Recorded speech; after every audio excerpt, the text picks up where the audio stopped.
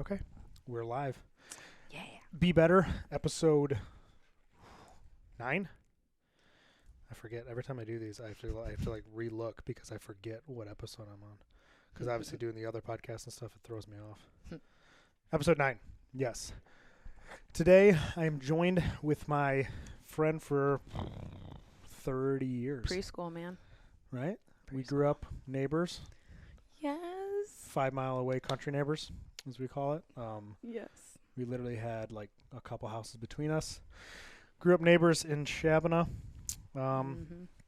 Yeah, we've been buddies since preschool. Lauren Sanderson, formerly Anderson. Tell us about you. You run dog training. You're a mom. What else? Right there. And a wife. And Other a wife. than That too. That's important. Those 3 things. That's about it. So my day job is training dogs, simultaneously raising children.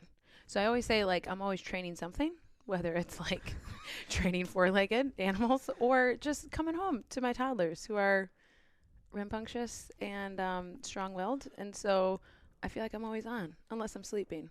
So I really crave sleep. But then, just like we were talking about, even when you sleep, you're never alone. And the children come find you in your bed. It's a 24/7 job that is probably overlooked. I say underpaid, but not paid. No vacation days. No. You said it the other day when we were talking. It's not thankless. I don't know how to say it, but people overlook it. Yes. Like, oh, your stay-at-home mom must be nice. Like, well, no, Right. no, hold on. Yeah. You know. Or they degrade it and they say, I'm just a stay-at-home mom. It's like, no, get Yep. that just out of there. You're yeah. Like, honestly, I'm not just saying this. Like, legitimately, your wife, I'm not just saying this. She is, like, I seriously look up to her. Yeah, I she's mean, a like, stud. Twins. Like, she's just doing the thing. And she never complains. She puts her head down. And she just does it. Like, and it's very actually inspiring. Yeah, Amber's a stud. She's a good look up to woman. So how do you dog training? How'd that get started? And you always seem like a dog person to me. Yeah. It kind of just made sense that you got a farmhouse, you had a barn that used to be for sheep or whatever. Then you turned into a dog kennel, farm training. Totally. And you're right, dog. I feel like it was in my destiny to do this. Dog training. Grew up on a farm because my brother, who you know, he was a horse trainer from the get-go, like a legit cowboy. And so I always grew up like under his horse training business. So I was always like almost like the guinea pig of like, and I got to see him firsthand. So I'm like, there's something about that. It's pretty freaking cool that you can take this like 1,200 pound animal and make it so gentle and soft and trustworthy that you can put kids on it. Like that's so great. So I was like, oh, what's my animal going to be? And then obviously just dogs. It just fit. So yeah, an animal lover, but definitely dogs are like, because I just feel like dogs offer just an avenue for us to connect to other things. Yeah, they're just cool. I like them. So dog training started way back in high school. I had my own, which, you know, like when you look back, you're like, wow, humble beginnings. So I had my business out of high school and that was great and all. And then I just kind of kept growing and growing and growing. I like being on this side. I don't really the growth process is great. And now it's like the next level and you just keep going. But that like first chunk, I feel like it's always the hardest because you're developing yourself, you're developing your business, you're developing understanding clientele.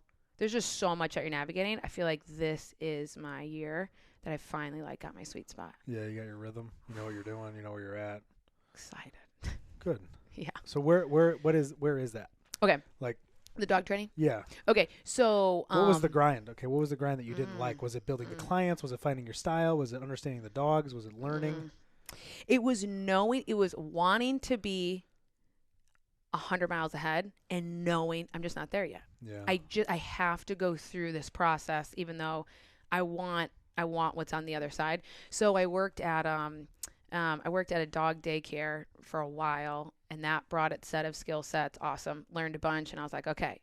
Like every job that I was in, I tried to maximize when I was there I'm putting in all the effort. I think of it like as a sponge. Like I want to squeeze that sponge so it is dry. Like I soaked up every opportunity I could out of that. And then when I'm done, I can move on and feel good about it. Yeah. So I did like a daycare deal. And then I've always been big into like animal welfare. Like rescue dogs are kind of my thing. So then I worked at a animal shelter for a long time. And here it is, like cleaning kennels, not glorious, but like, just not to be graphic, but like literally hands and knees, scrub brush, cleaning up dog crap for a long time.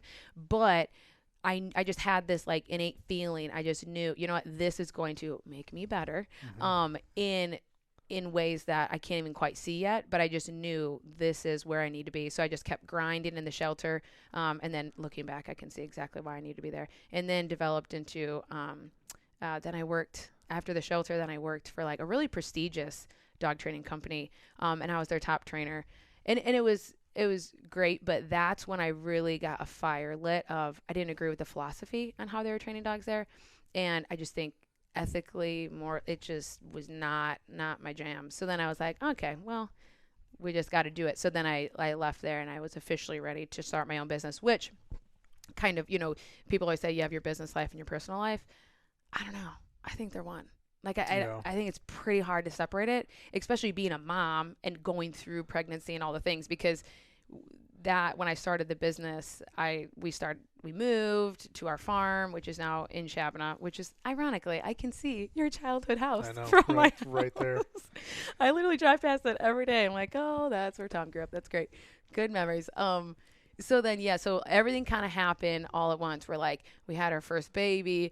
We bought this house. We renovated this kennel. Now I have my own business. I kind of got back to my roots of my own business. And it was great working for people. Like I said, I tried to like learn everything I could, but I was ready to kind of be my own boss and do my thing. Yeah. Well, that's cool that you had like a vision of like, where, okay, if I'm at this kennel place, I have to clean up dog crap for 3 years. It's all temporary, right? I think a lot of times there's two issues with people starting their own thing. One, they don't want to get on their hands and knees and clean up shit, right? Amen. Whether it's actual shit or just doing the low-level jobs to get in and get the experience. Or they're like, it's the thought of doing something themselves, by themselves, for themselves, without having a boss to either lead or manage, right? You get a lot of managers, not leaders. Yes. Is like so daunting that they're like, yeah. And or third one, they want to start it, but they don't know how. So instead of trying to figure it out or just starting it, they never do. And then that's where I have a lot of friends that I have a buddy who's like in the beef jerky business, and he's like, yeah, I don't know. Then I'm like, just start. Yeah. Just send some beef jerky out, dude. You're going to do beef jerky subscriptions. You're going to get on Instagram. Like, you're going to fumble, but you're never going to fumble if you don't carry the ball. Oh. You know what I mean? So that's why I'm like, just go. So it's kind of cool. You took all the steps before that to literally clean up the shit.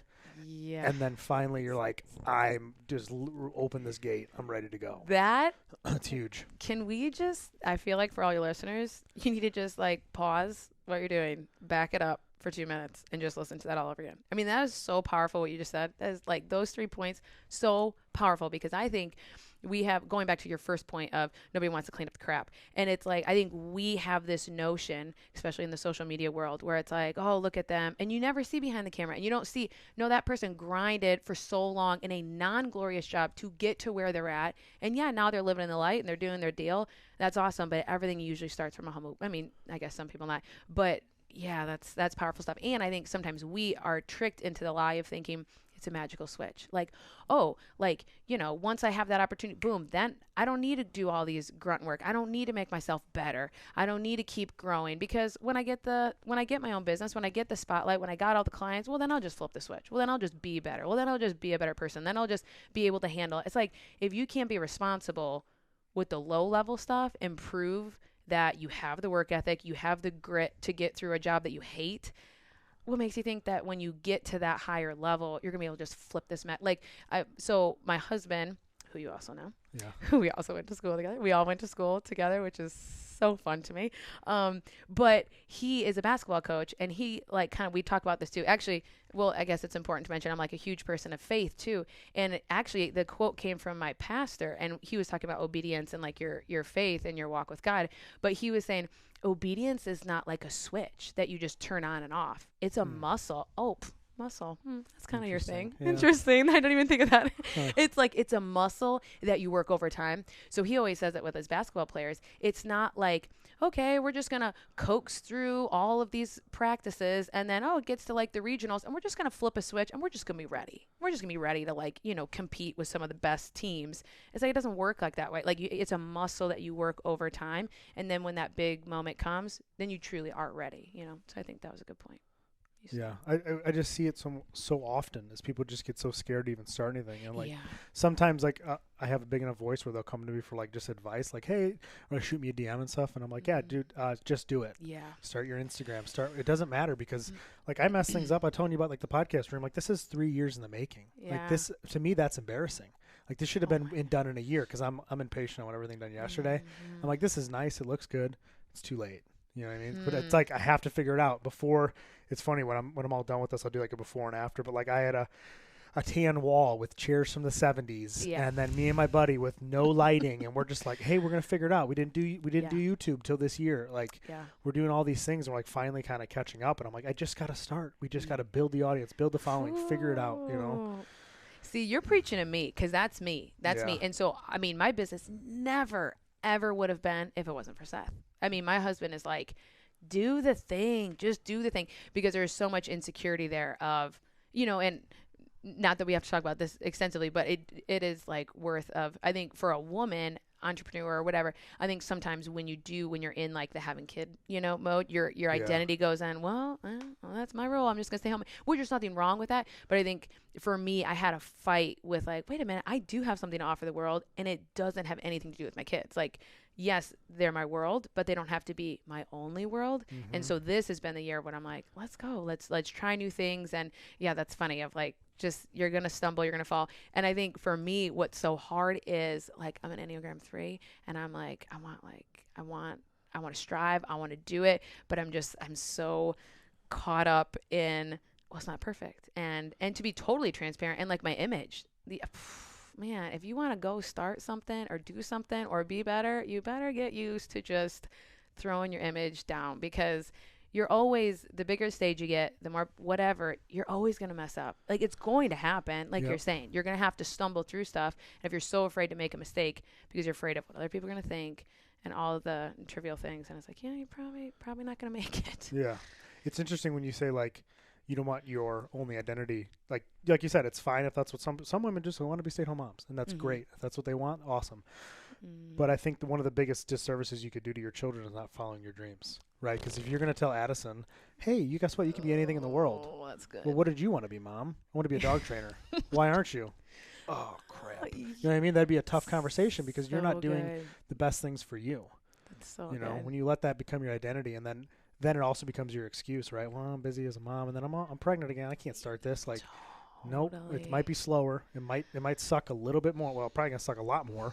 Yeah. With having a 1.5-year-old and still being pregnant, setting up crates and stuff. But that's the biggest thing you could do is show like, look at Addie, look at Macy. This is what I did. That's and Anna, you don't even have to say it, right? They're gonna see it every day. Good. So it's huge. Oh. That's good. All right, I'm going back and listening to this for myself.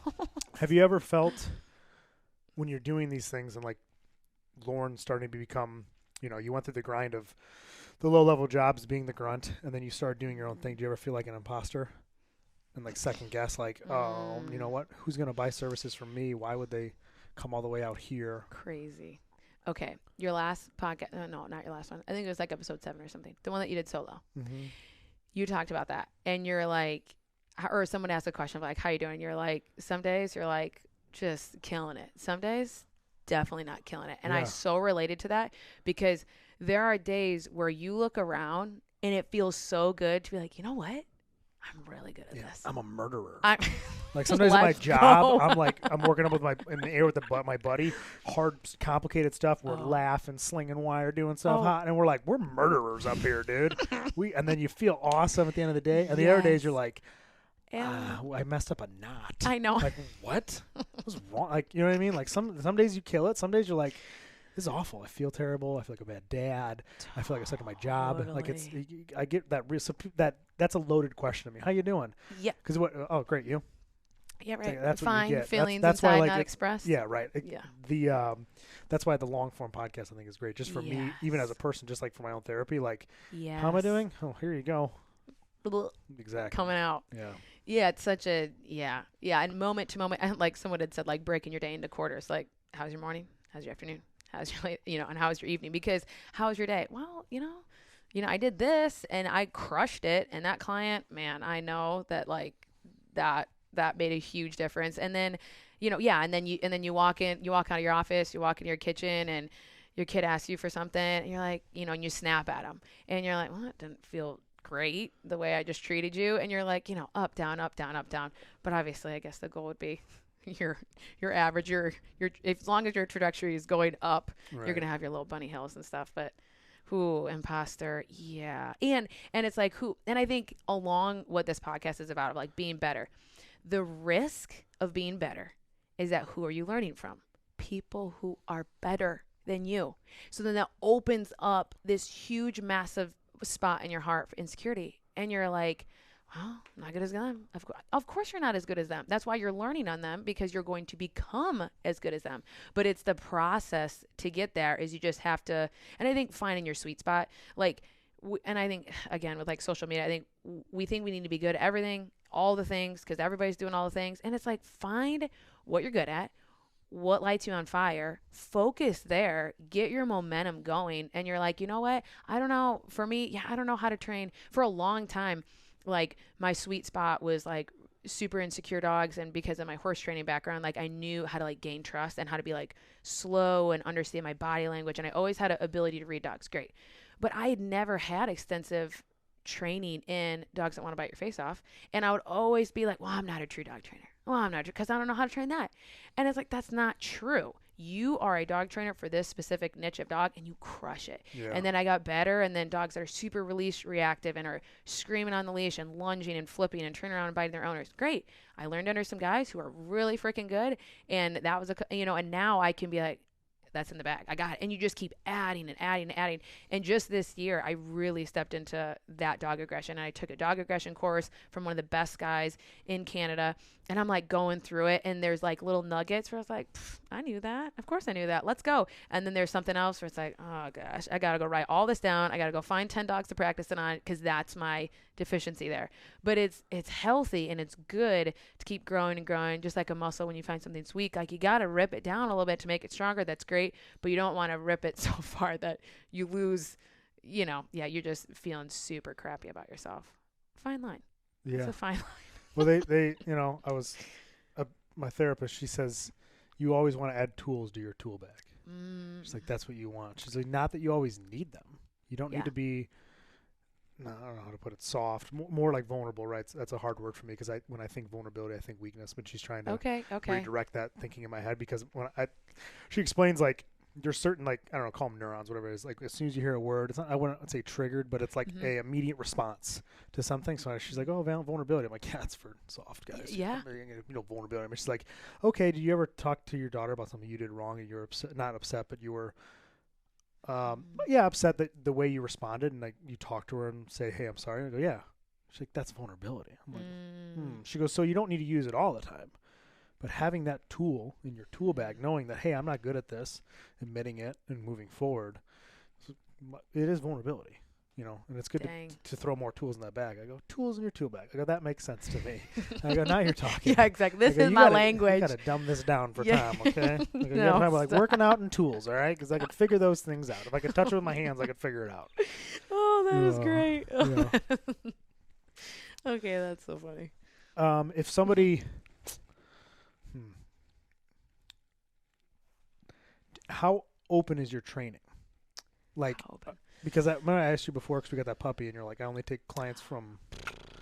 Are you always booked up? Like, what's the business look like right now? Okay, what the business looks like right now is technically I'm in dormant. So when we started the business, for 4 months, I go into like, I'm still operating, I'm still like functioning, but everything kind of like just goes into dormant. And then because of that, because the way that our family structure is with my husband being a basketball coach, I go into full mom mode for those 4 months. Okay. And so my clients know, they're awesome. They're super respectful of that. And I just have really, really, really great clients. And so then they're like, okay, we'll see you in the spring. So I take the winter off.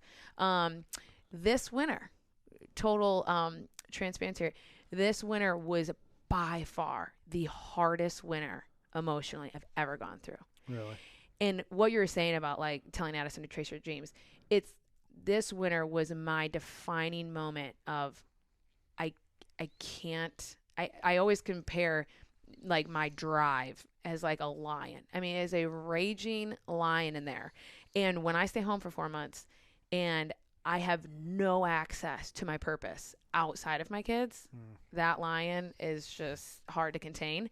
And then I'm bitter and I'm short-tempered and I'm bitter at my husband, and it's like, he didn't do anything wrong. And I'm snapping at my kids because I'm not stepping into what I need to. So with that being said, we really sat down. We're looking at 2023. So I'm super excited because this is the year that we're going to roll out some services we've never done before, virtually, online, coaching, Smart.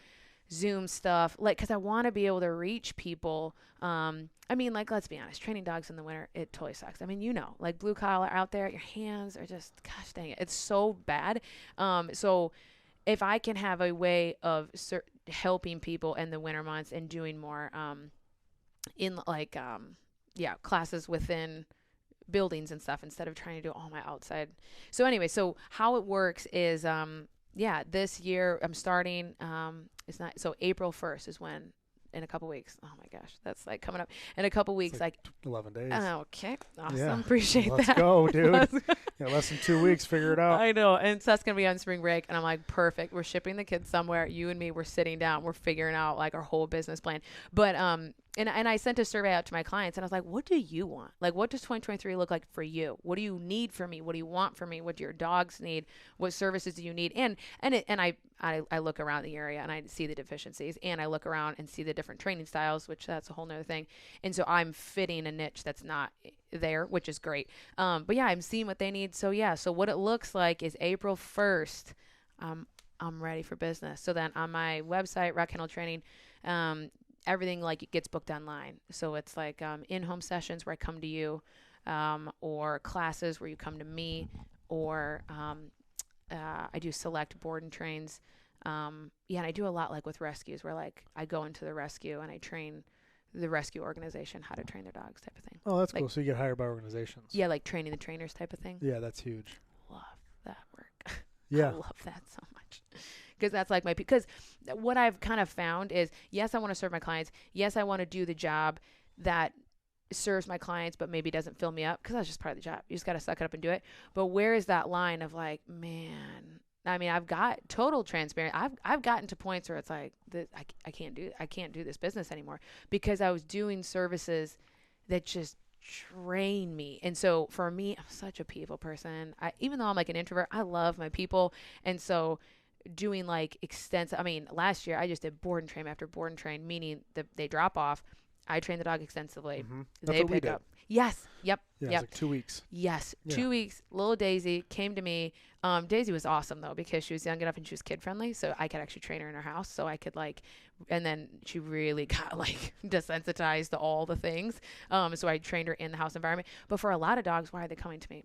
Probably not great with kids, or probably going to piss all over my house or eat all of my stuff. Right, and it's just, and I used to be able to be okay with that. But now that I have little kids, I just was like, quality of life for my kids. Like, okay, eat your pancakes on the kitchen table because I got to train a dog today. It's like, that's not necessarily the life that I want them to live. And then going out and doing late night potties at, 10 o'clock at night and waking up at 6 and making sure, it's just, it got to be too much. So now I'll do board and trains, but it'll be super concentrated. Like if you want to do a board and train, you got 2 weeks in July. That's your time slot. Because I just can't keep dragging that out. So now that I'm doing services, and the biggest part, even the grunt work, that's fine. But I would train that dog every day all by myself. And I'm not interacting with people at all. Yeah. And definitely a part of my soul died. And so it's just that fine line of how do you serve people, but then you got to do what fills you, or else you're not going to have the motivation to push through when it is hard. So yeah, that's kind of where we're at. Kind of a long-winded. No, that's awesome. Random True. So the goal for the year, right, is to offer online services, reach more people, train more trainers. Yes.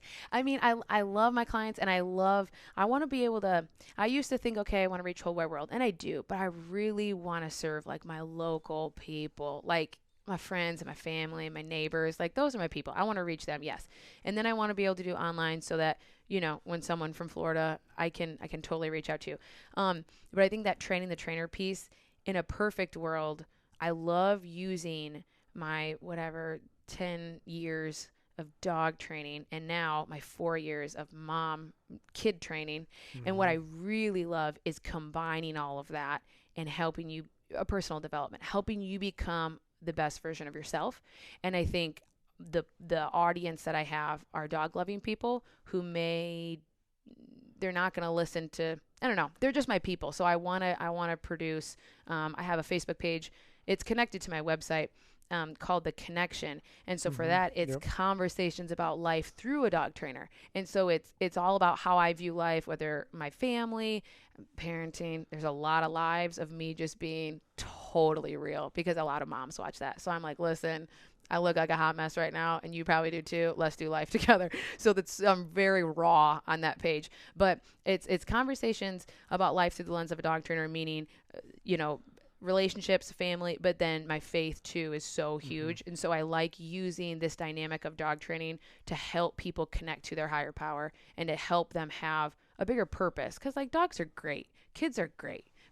From my experience, at the end of the day, they really don't cut it for me. Like, and that sounds terrible. And like, I love it. But if I'm banking on them as like my true absolute source of like security, satisfaction, and significance, they're going to probably fall short. So that's where the faith piece comes in. So I love that, but doesn't really pay the bills right now. So. Yeah. That the vulnerability is why I reached out to you the first point. And, like, because I saw like your posts, and I'm like, I noticed that you don't do like, what was Facebook before? Like, you'd say, what's your status or whatever. Like, it's not a short sentence. It's like paragraphs. So like, read it. I'm like, what's going on with Lauren? Yeah. It's like, oh man, she's so open. And that it's funny that you say like you do it because it's more relatable to other people. And part of that I've recognized before from the actor Matthew McConaughey. He wrote a book. I forget what it's called. His latest audio book. It probably came out 2-3 years ago now. But he was like lost, in Hollywood and all this stuff. And he traveled to like this foreign country. It's a while since I've read it. Yeah. And he's like talking to this monk, shaman, whatever you want to call it. And they walk for like 8 hours. They walk like 8 hours this way, and they just talk. Well, Matthew talks the entire time. He's just talking about, I got this going on, and this. I'm struggling with this. And then he's like looking for some advice on everything. And he's like, me too. And he's like, oh man, it's not just me. Because people think they have these problems, right? They have these parenting problems. They have these faith problems. They have issues starting a company, issues in their business, issues with friendships, issues with their spouses. And they're like, this is just Tom. That's my big call it insecurity with imposter syndrome. I go, this is just me. And then now I get like guests on. I'm like, do you feel like an imposter? Like, oh, all the time. Every day. Like, I got a buddy who's like makes great shirts, travels the world doing his apparel, his shorts. He makes cool fanny packs, like just a badass story, knee replacement at 36, doing all these awesome things, leading people, having these meetups, helping guys out with like vulnerability and stuff. Like, really, really good person to know. And I'm like, man, you're kicking ass. You can work from anywhere. You can do all these things. You feel like an imposter? He's like, every day. I wake up and I go, this is going to disappear, and I'm going to laugh and be like, man, that was a wild ride, wasn't it? Well, every day I wake up like, there's no one's going to order my stuff anymore. And sure stuff, they keep ordering it.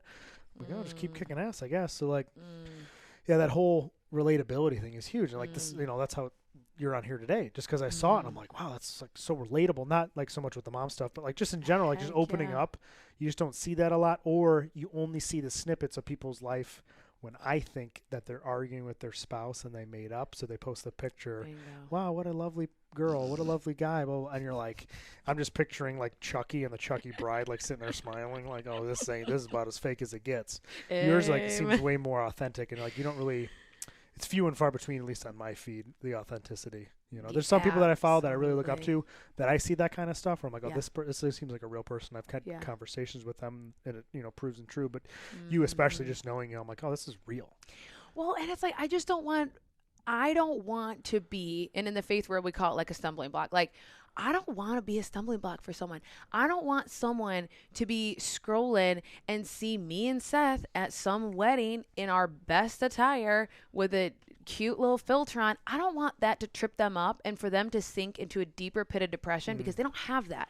And it's actually funny. We can kind of go down this rabbit trail because when I first dated Seth in high school, I mean, you knew me in high school. I was like, where are my single ladies? Let's go. Like, let's tribe together. We can do this. We don't need no boys. Like, and I really rallied, like, stay strong. We're going to find, like, leave the jokers. Like, we got this. We stayed together. And then all of a sudden had a situation with God. And I was like, listen, Seth's actually pretty great. Anytime you want to give me the green light, I will definitely pursue that guy. So then it's like a really cool long story. I was driving in the car and I was like, listen, God, okay, I will be a freaking nun for you. I mean, I'm all about that. But if Seth, like, if you think he's pretty great, that would be the one that I would choose. And then a song came on the radio and so much affirmation. And so then the next day it's like, bam, we got together. We started dating and it was great. But I remember going to parties, going places with him, and I would just ghost him. I would just leave him, and I would just go with all my girlfriends. And he's like, and he was so kind about it. But he's like, so do you want to like hang out with me? And I'm like, oh no, I can't hang out with you because then all my other friends are gonna wish that they had that, and they're gonna be jealous of that, and they're gonna be so upset about I gotta say. And it's like, interesting. So I really had to reframe my mind of, okay, what if I'm meant to be with Seth now? And what if now my population has changed? Now what if I'm helping the people who are dating? And I'm saying, listen, I know you're in that relationship and I know it's hard. And I know that they're not, fulfilling your love language or you're having conflict. I have conflict too in a relationship. Let's talk about it. So, and it's the same thing on social media where for me, for so long, actually, if you scroll back, it's been, I don't even know. I'm so bad about time. I don't know, 6 months ago. I felt like God just kept on saying, post more, Lauren. I want you to be in this space. I want you to be more public with your life. And I kept on coming back. And I'm like, no, God, because people are going to look at my life and they're going to say, look at you, your cute little husband, your 2.5 kids, your white picket fence. Bam. Good for you. And I'm like, I don't want to be that. I don't want to be just like everyone else. And then he just kept doing it. I'm like, all right, then if I'm going to do this, I'm going to be so freaking real that it's like almost embarrassing. And so I took a picture. It was after church and like we were eating and there's like messy food all over the table. And I took the picture and I said, listen, I'm going to start showing up here. And if you are single, I want you to stay strong. And I want you to know there are good men out there and you need to wait for them.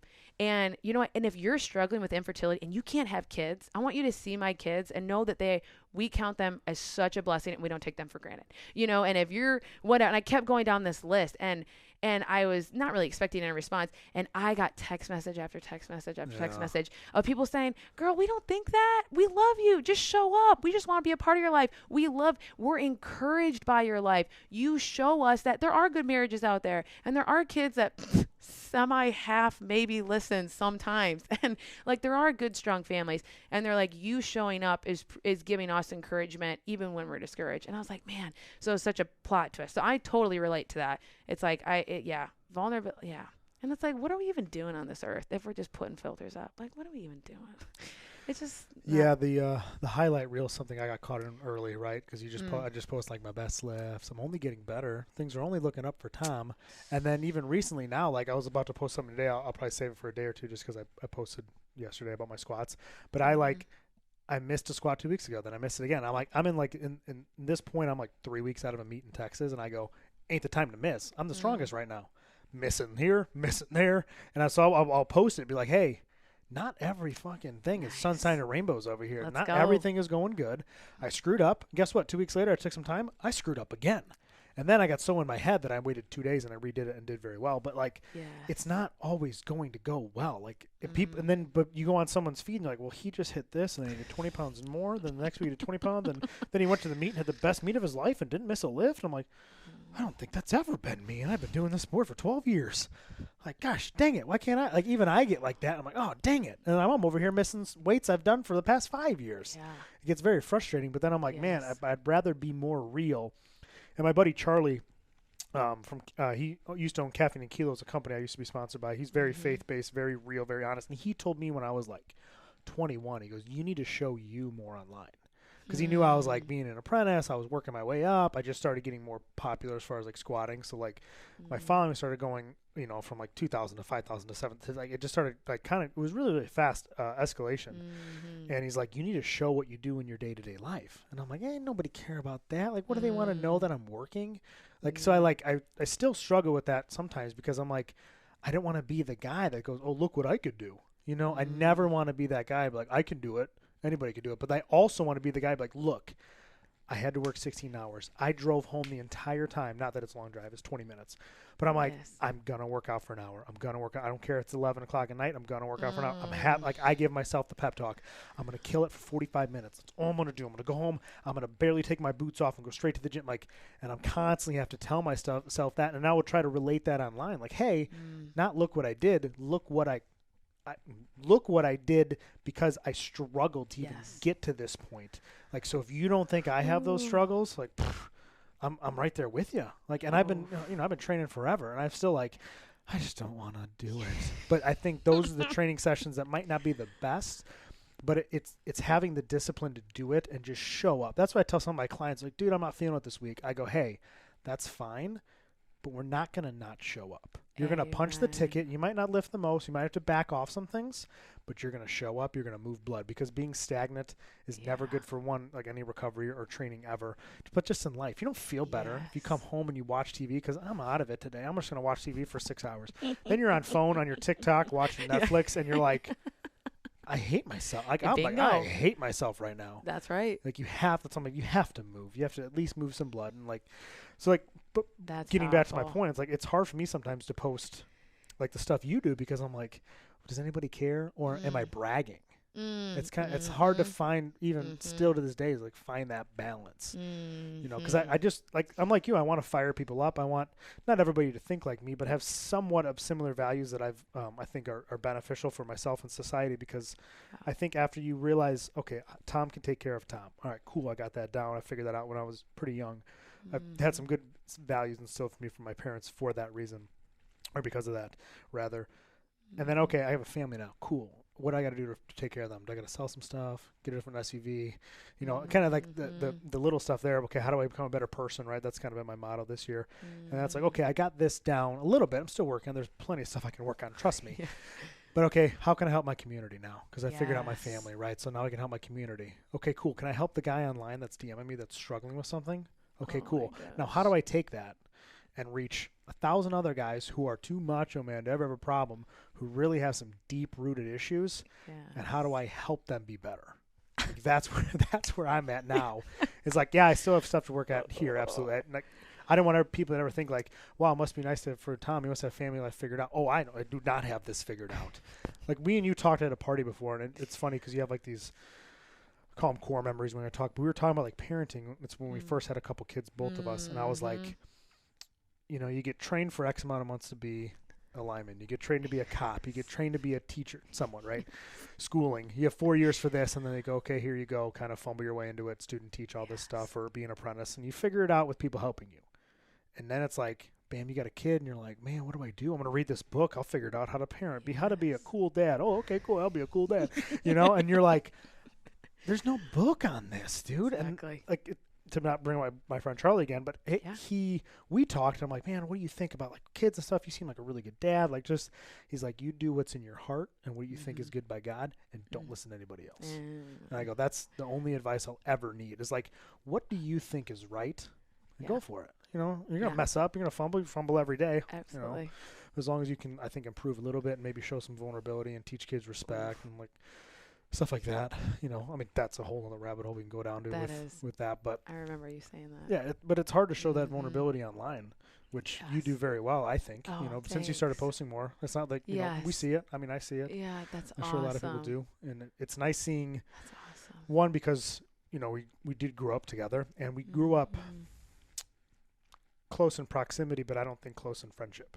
Right? Because you were in your own kind of crowd, and I was in my own kind of crowd. And like, I might have partied over here with these kind of people who did certain things, and Lauren partied over there. It's not that we didn't like each other. We just the like, love was there. Yeah. Like, we just were separate, right? Totally. We just kind of did our own thing, different kind of friend groups, but kind of the same. Yeah. So it's very cool that we can kind of reconnect now that, you know, we're a little bit older, a lot older, what do you want to call it. So. But it's so cool. And it like, yeah, I guess like, and I'm so proud of you because I look at your platform and where you're at, and I just look at you upstairs with your girls, and it's like, gosh dang it. I get a little emotional because I'm like, that's my Tom. That's my preschool Tom right there, just crushing it with those girls. And yes, vulnerability, all the things. Yeah, of course, you mess up. You're terrible sometimes. Great. Okay, that's fine. But owning, it's like, you didn't just wake up that way. I mean, you've been grinding at all of this, your business, where you're at, and your kids and your marriage, and so much intentionality there. And that is like, you don't just like flip a switch and have that happen. Yeah. You've been working that muscle of being better for so long. And it's like, it's cool to, be in our 30s now and like be able to look and be like, okay. Like I'm a lot better, a lot better of a human than I used to be, and to just keep growing. So just like, without getting like all sappy, but like super proud of you because it's so cool. Yeah, you've overcome a lot, and it's pretty. You're a badass. It's basically just trying to figure it out like everybody else. That's right. But like what you're saying, like that's why I was like, woo, high five when you're going off as. It's weird that we're doing this start of 2023 because I feel like you and I are of very, very similar visions for the year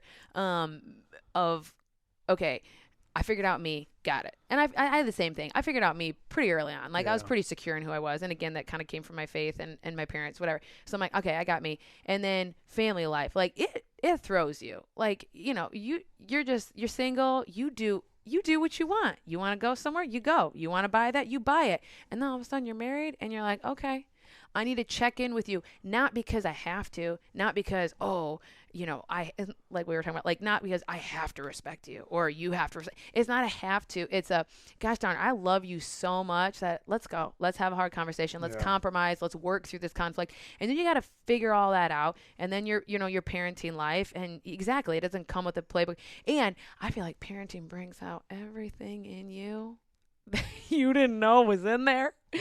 That's so true. And we always, so I have like a model with, and we could talk about this, but like, of like, how do you know how to discipline? And it's like, you got to look at you, and there's 3 factors for that. You got to look at them. There's 3 factors for that. And then what's your motivation for disciplining? And then we look at that. And one of it is, okay, why are you disciplining in this moment? And one of the pieces is like, well, I guess 2 of them is your personality. So how are you naturally wired? Got it. And then your second one is your past. What is in your past? How did your parents treat you? Because all of a sudden they call it like shark music where, they're freaking out at the playground and you hear like, dun, dun, dun, and you start getting more upset. Well, why are you getting so upset at them for whatever, having a toddler meltdown at the preschool? Oh, because when you had meltdowns in public, that wasn't okay growing up. And you have some shark music there of, ooh, or you're being too rowdy in the car. Ooh, why is every hair on my body standing up when you're being too loud in the car? I got in trouble for being too loud in the car. Yeah. And it's like so like your parenting, that develops a whole new side. But I feel like, shoot, it's got to only get easier, right? And it's not, don't answer that. But we're in the same stage together. Same boat, dude. But it's like, I think the adjustment, I will say, the adjustment to sacrificing everything you have for the betterment of another person, that part, it's like, we got that down. I feel like it's only going to increase, yes. But having small, young children that are so physically demanding of you, you just learn to just sacrifice so much. So you've got that. And then this third piece, like you're talking about with community, it's like, I am so there too. I'm like, I have so much to give, not in a self-centered way, but so much like, I start to realize not everybody thinks like me. Like I have booming content blaring in my head all day long. Yesterday, Addison was brushing her teeth on like trying to get an Oreo in the back of her mouth. And she opens her mouth and she takes a toothbrush and she's just like 2-hand white knuckling, like going really like ripping their toothbrush. And I'm like, babe, what are you doing? And she's like, I'm trying to get the Oreo out. I'm like, okay, why don't you try like more consistent, softer instead of one hard thing? And she's like, nah, I think this is good. I was like, all right, you do you. And so immediately content pops in my head. So I go into the kitchen, I grab my phone, and I record a 2-minute voice memo. I'm like, okay, so that's just like when we're trying to train behaviors into a person, a dog, or whatever. Sometimes we think, let's just be really intense, really bold, one time, rip the Band-Aid off, and it's going to make the problem go away. But in reality, really, we need that consistent over time, and that's going to wear it out. And there's sometimes you can do something with one stroke, but a lot of times you just have to be consistent with it. Like, who thinks like that happens 24/7 in my brain? My kids do something, like, I can make a connection. That's why I call my Facebook page The Connection, because I'm constantly connecting parenting and dogs and life and faith, all to make us better and to grow us and to help us have more tools, like you're saying.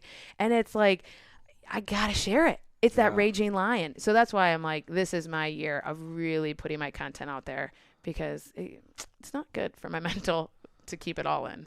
No, that's cool. I like that. Like, you have those like immediate thoughts, and you go to record something. Not that like you're recording your kid every time they like do something. You know what I mean? Sure. But more of like, okay, I can relate this, and I know someone else is going to be very relatable to what I'm saying right now. You know what I mean? Because those small connections, you don't think, you know what I mean? Unless you have kids, like, obviously that's going to be more relatable. I'm sure your audience is more like moms and stuff like that because of just, you know, your following. But yeah, that's cool. Yeah, you're right. Even like, okay, so this is the thing where you're like, you just got to push past when you don't know what you're doing. Okay, technology, it's never been my friend.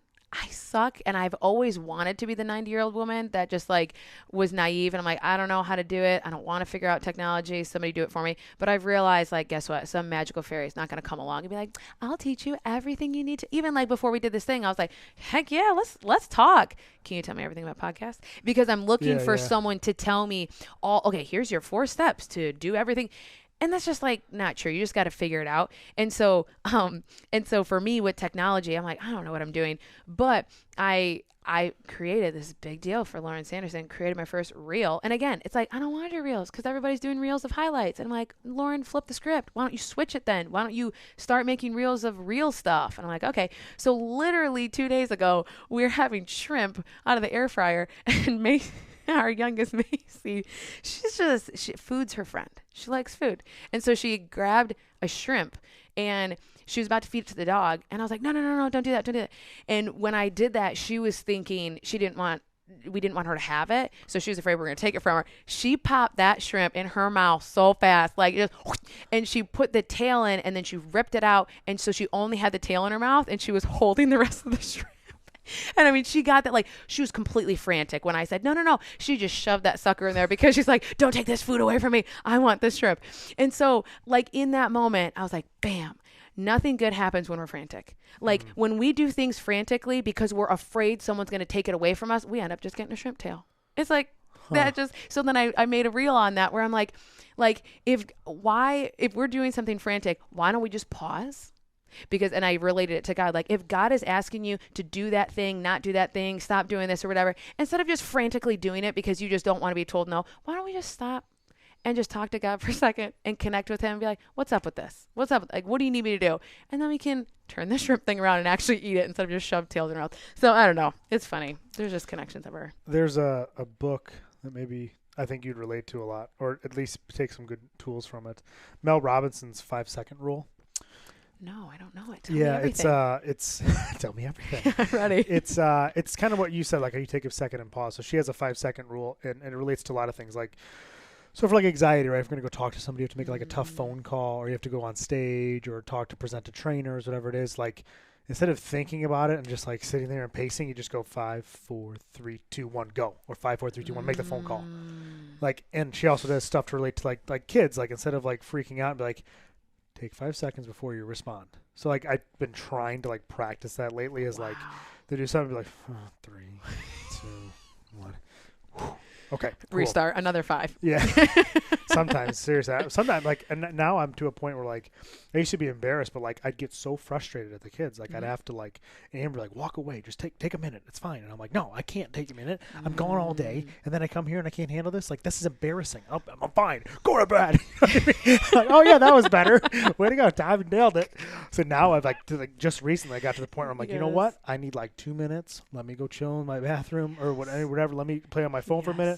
all right, cool. What can I help you with, Emery? You know, and that Yes. 5-second rule comes. Sometimes it's like a 55 second, Yeah. 110 5 seconds. Exactly. But just like Ooh, that's good. like having that wherewithal to like just take a second. Because my thing now is like, you know, we think it's going to get easier.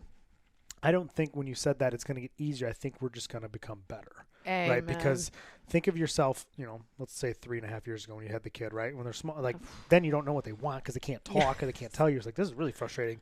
Yeah. So you get kind of through that, and then they get a little older, and it's like not that they're getting easier, but maybe we're getting better at patience. Right? For me, that's hard. I'm impatient. I want everything yesterday. That's why I'll start a podcast and mess it up for years because I'll figure it out. Yeah.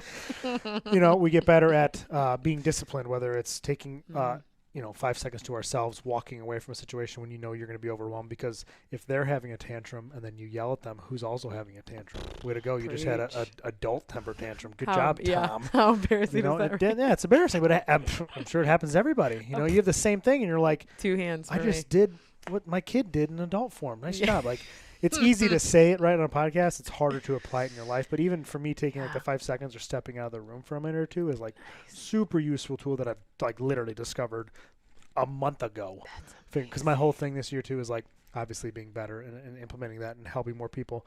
But it's also like reading. So I'm like, I'm going to read a book a month, and not like what's fun books? Fiction, nonfiction? I don't even know. That's how many books I read. We are like, we are the same person. Like fairy tale stuff, right? Like stories, right? I don't read stories. I read like, okay, how do I be better at real estate? How do I be a better parent? Like not so much the 5-second rules of parenting thing, but it can apply to it. And now I'm reading Ed Millett's book about the power of one more, which we kind of talked about before too.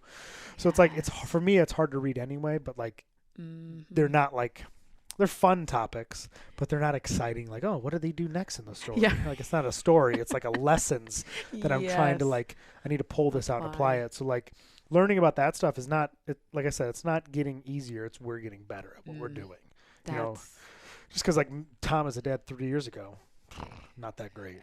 You know, now I understand that I'm not the best, but I'm like, I'm better than that Tom. That's I might not be as good as the highlight reel I see of the super dads online, but I'm better than Tom was 3 years ago. I'm like, okay, if I can keep chipping away, even if it's fucking slow, even if I move as a snail because I'm not good at this, at least I'm having some improvement because I know that I'm a little bit better. That's just hard. It's hard to like admit, right? It's hard to admit. It's hard to take a second.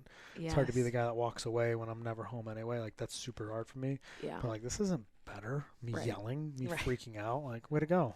Like, exactly. That was super, super hard for me to do. I usually have a comment, but I don't have a comment on that. Yeah, that's like, my life. I'm a little speechless. That's good content right there. That's right. Yeah, it's hard. But I think just like me putting more tools in my tool bag has really helped me become like just a better person, you know, because I do a lot more stuff at work now than just line work. I help. I'm the Barnes, we call it the union steward. So like I have everybody's problems. So if somebody gets in trouble at work, hit something, they have to talk to me. We have to talk to management. We have to have meetings. We have to see about what's going to be their discipline. Like it's like present a case. We have to do like a lot more stuff, and it's not really a paying position. Like it's very, very, very, very minuscule pay. But it's to me, it's not so much the pay, right? Because it's like a couple $100. Like I don't really care. Yeah. It's not like that's not a lot of money. But in retrospect of what you do, it's like you're making, you know, like 25 cents an hour. Yeah. That's what it is. Like it's ridiculous. Like it's nothing. But I do it because it helps me. One, problem solve, right? Yes. It helps me lead people better, right? Because you never want to manage people. I think you want to lead them. And it helps me, I think, improve everybody's situation that I can be involved in. Yeah. So I think that's like you said, taking care of not yourself, then your community. Like it's another thing where and then I can get more tools in my bag because I figured out harder situations that I've never been in before. Yes. That I have to fumble through. And then, okay, how can I apply this to the next case, to the next problem, to my home life? Yeah, you know, taking those tougher roles with, you know, I wouldn't say zero experience, but really small experience in that, you know, that's my thing though. I fumble. I was I'm just gonna figure this out. I was just gonna say that it might not be pretty for a year, but give me a year to get my bearings, and I'm gonna figure this gig out. You know. Can I just say something like that? Not everyone works that way. Like that's very inspiring for you to be like, hey, this will make it better. Guess what? Monetary wise.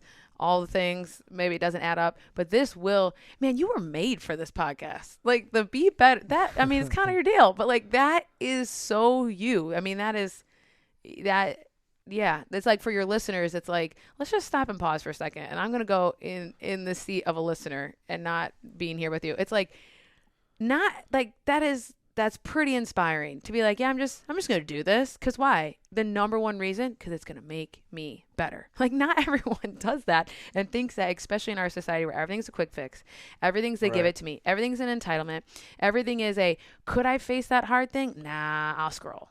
Could I go make that hard phone call? Nah, I'll just text them. And everything. And Seth and I talk about that all the time of just with us having a bigger group of people that we're leading and like wanting to just really invest in. And it's like, man, but like you said, it comes with fumbling. And I think so many people can relate to what you're saying. Cause I think there's so many people that say, oh, that would be great. I would love to increase my skill set. Not qualified. I don't fit I wouldn't do, you're like, no, I'm going to do the thing. And it's like, how do you get better? By doing the thing. Like you just got to do it. Dang. That's like, yeah, kind of the real deal. You know, a quote that I listened to today on a podcast that I knew you'd love. You're saying being qualified, right? And you talk about faith a little bit. Another thing from Ed Milet, I'm not going to steal it. He talks about a lot of God doesn't call the qualified. He qualifies the called. There you go. Okay, you need to say that one again. Right. Okay, so say it again. He doesn't call people who are qualified for the exact position.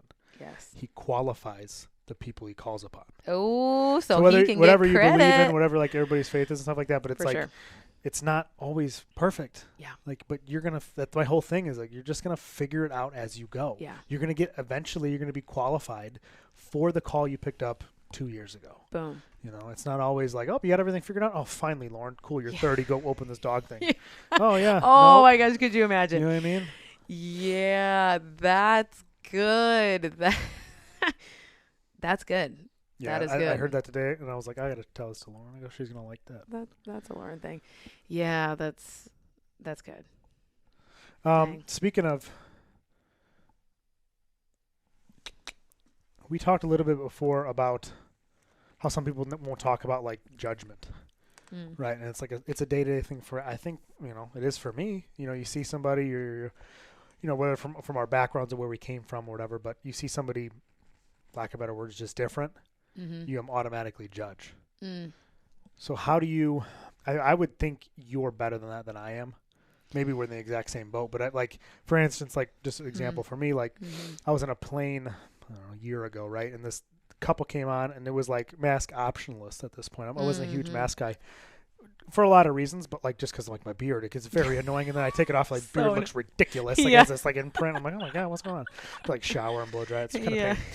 But it's uncomfortable. I'm sure it's uncomfortable for everybody. But I remember I was on the plane and I'm like sitting there, with no mask. You don't have to wear one. And then two older couple comes on and they sit right next to me. And I'm like, oh my god, this old, like terrified old people. This will be a fun flight. I'm like, oh, okay. And then like we started talking to him, and the guy was like super smart, well spoken, had published books. We talked about him, and I'm like, his wife's like, he published a book. Well, he's like trying to like brag. And I'm like, yeah, I did that. And I'm like, man, I judged him so fast from just looking at him with the mask on, and I'm like, oh, this guy, whatever. Probably drive with it on. I was like, oh, like I wrote him off immediately, and then I had like such an awesome conversation with this guy, that I'll never see again. Yeah. But I was like, man, I judged him so fast. Yeah. Like immediate. Yes. But just to clarify, I think that's a good thing that you have quick judgment, because we all do, because like our brains are wired for survival too. So we're constantly scanning, judging, like, are they safe? Are they not? Can I trust them? Can I not? Should I talk to them? Should I not? Should I get distance? Should I get closer? So I think like, my sister-in-law actually said this. She was like, it's not your first judgmental. It's not your first thought that matters. It's your second thought. So your first thought is gonna be like, ooh, that person looks a little sketch. Okay. That's your first thought. What's your second thought? Well, let me think glass half full. They're just probably having a bad day. Oh, they're just probably, and always thinking glass half full, thinking the best of them until they prove you wrong. Because I don't preach. So hard. Tough. And I think for me, and genetics, right? I think for some people it's easier for sure.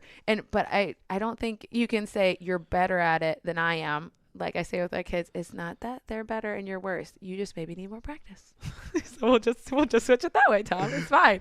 But it is how you're wired, because my like personality is very like I see, and it's just how I'm wired. And I was reading that, what's the Strength Finders book by, I don't know, it's got a red and white cover, and it's like the 25 characteristics that like you try to figure out what your strengths are. And their big motto was figure out what your strengths are and then hone in on it instead of always trying to figure out your weaknesses and make yourself better in those areas. So it was interesting. So mine was, they call it like woo, like win people over. So I just have this innate thing where I walk around and I see someone, I'm like, yeah, I'm going to get that person to like me. Not in a conceited, oh, I just want to get more likes. No, absolutely not. Just because I just want them to feel comfortable. I want them to feel safe. I want them to feel like they have a friend in me. And that's why, but the downside of that is I can have a million connections that are an inch deep, where my husband can have a couple friendships that are a mile deep. And so I do struggle with that depth. And I mean, the friends that I have, I mean, they give me so much grace because they know how much I struggle with going to the depth. Because I would rather go on a stage in front of thousands of people and get to talk to every single person in that room for 5 to 7 minutes instead of have a 2-hour-long conversation with someone that I just met and really, so it's just how you're wired, I think, too. But I think for me, we have, so through the connection page, we kind of have our 3 things. We have like leadership equals love, and we talk all about like what does leadership actually look like. And then we have the rescue gospel that breaks down all about my faith in Jesus. And then the last part is this content of character. And I think I maybe have maybe more practice with this because in the dog training world, or I should say in the animal welfare world, there's pit bulls everywhere in the shelters, everywhere. And a lot of people will instantly think, oh, of course pit bulls are in shelters because they're, list your stereotype. They're aggressive, right. They're whatever. But really, because I've been in the trenches, because I've cleaned that dog crap, because I've been there for so long, I've recognized, okay, that ain't true. And I just was naturally like born out of the womb loving pit bulls. I mean, they're just like my jam. I love them. And then my brother convinced my dad to finally get one, and I was like, let's go. And so I've always had pit bulls, but I just love that. I never think someone's too far gone. I never want them to be judged from the outside because there's so much more in there. So yeah, I have like a very different, unique perspective just because I've been on the other side of the judgment of owning pit bulls and then having people come to my house. I mean, I'll tell you this one story. So obviously not using names or anything, but I had this dog, this pit bull Sully. He was black. He was confiscated from a dog fighting rink, 112 dogs on the property, total fighter, scars everywhere, terrible. So he was the last dog to get adopted. So we're like, and we totally knew his story and we adopted him almost because of it. And it was super awesome. Great with kids. So we get him around other dogs. And to make the story super short, everybody thinks this dog has scars. This dog was a fighting dog. Why would we ever put them around other dogs? But we obviously muzzled him for safety. Best dog in the shelter. Best dog in the shelter with other dogs. Played with chihuahuas. Like, he was me. He was the win other people over, but for dogs. He loved the insecure dogs, and he'd play about. He's just like Daisy. Like, oh, you want to play? You want to play? And so he has this wicked awesome story. All these things. But I always hid his past from everybody. Nobody knew his past. Because hid it his past, meaning I would wait to disclose that information. I didn't like permanently hide it, because what would happen is I would have some people be like, oh, I love pit bulls. This is great. I'm like, yeah, it's really cool because it's history. And then I'd say it and I'd see if they changed, if they were petting him and they were all in his face and giving him kisses. And I'm like, yeah, I used to be a dog fighting rink and, yada, yada. And here's all the scars. Did they go, oh, like, did they change? But then our main thing that we talk about is content of character. Judge on what you see right in front of you. So yeah, if the person on the plane is being a creepo, you judge in that line, and that's fine. You let them be a creepo and you keep your distance. But if you're judging based off of other factors that you just see, it's like, let's dig into that content of character. Let's see what's behind that skin or that outfit that you're wearing and all the things and the community that you come from and the way that you talk. Let's dig into that. And exactly like you're saying with that guy, it's like, boom, you see this whole new side. So yeah, I just had this one story where this client had this dog that, I'm just going to be honest, he was something. He was special. He tested the patience. Needed a lot of 5 seconds with this dog. Really a dog that really pushed every button and just kind of entitled, very irritating dog to work with. And so then here he is, his owners come out and they're like, yeah, he really needs to learn social skills. I'm like, I know he does because he's a punk. Like he needs to be put in his place. This dog is so out of control and thinks he owns the place. So I'm like, you know what? Let me bring out my dog. He's my demo dog and we call him the professor. He is just he's so legit. He just teaches dogs how to play nice. I bring him out of the kennel. They're like, no, that dog's not going to play with my dog. And I was like, oh, I wonder why. Obviously, I knew. And they're like, I mean, just look at him. He's a pit bull. And I'm like, okay. So I just want to let you know, like, this dog has worked with hundreds of dogs without a single fight and rehabilitated them to a full place of restoration. Are you sure? He's pretty freaking qualified. No. We can't let our dog play with pit bulls. As the entitled, snotty, bratted dog went off and was like biting his leash and ripping his arm off the owner and just being a total brat. And here my dog is that I poured so much hours in that was just this glowing gem, totally getting judged, not from the content of his character. So I come from I got a little sting. I got a little edge because I've been on the other side of that. Yeah. Other side of that. Yeah. It's just, yeah. I could talk. And I guess the last part of that is the other part of my job that I actually haven't talked about yet, which really everybody cares about. I mean, the dog training thing, that's fine. Like teach your puppy to sit, but that's kind of boring. The part that I love is every Sunday for the last 5 years, I've done a program where we bring shelter dogs into the prison and then we teach the inmates to train the shelter dogs. And I don't know, another weird thing, I literally was just born with loving pit bulls and loving people in prison. Like, that's a little odd, right? That's interesting. People are like off playing with Barbies, and I'm like, how cool would it be if we put pit bulls and then we taught the inmates how to train? And then, of course, for me, and then I was like, and then we threw Jesus in there, and then they changed their lives, and then they didn't come back to prison. And so I've having these thoughts from such an early age, and then I finally got to live that out, minus the Jesus part, because the program is an amazing program, but it's called Lifetime Bonds, and it's through a program, Safe Humane Chicago. And so for 5 years, every single week, I would say, peace out to my family. I wouldn't take my Sabbath and just having a day off. And I would go in there and I got to see over and over and over again, these dogs unlock a part in these boys' souls that like nobody gets to see. They got all the layers, all the things.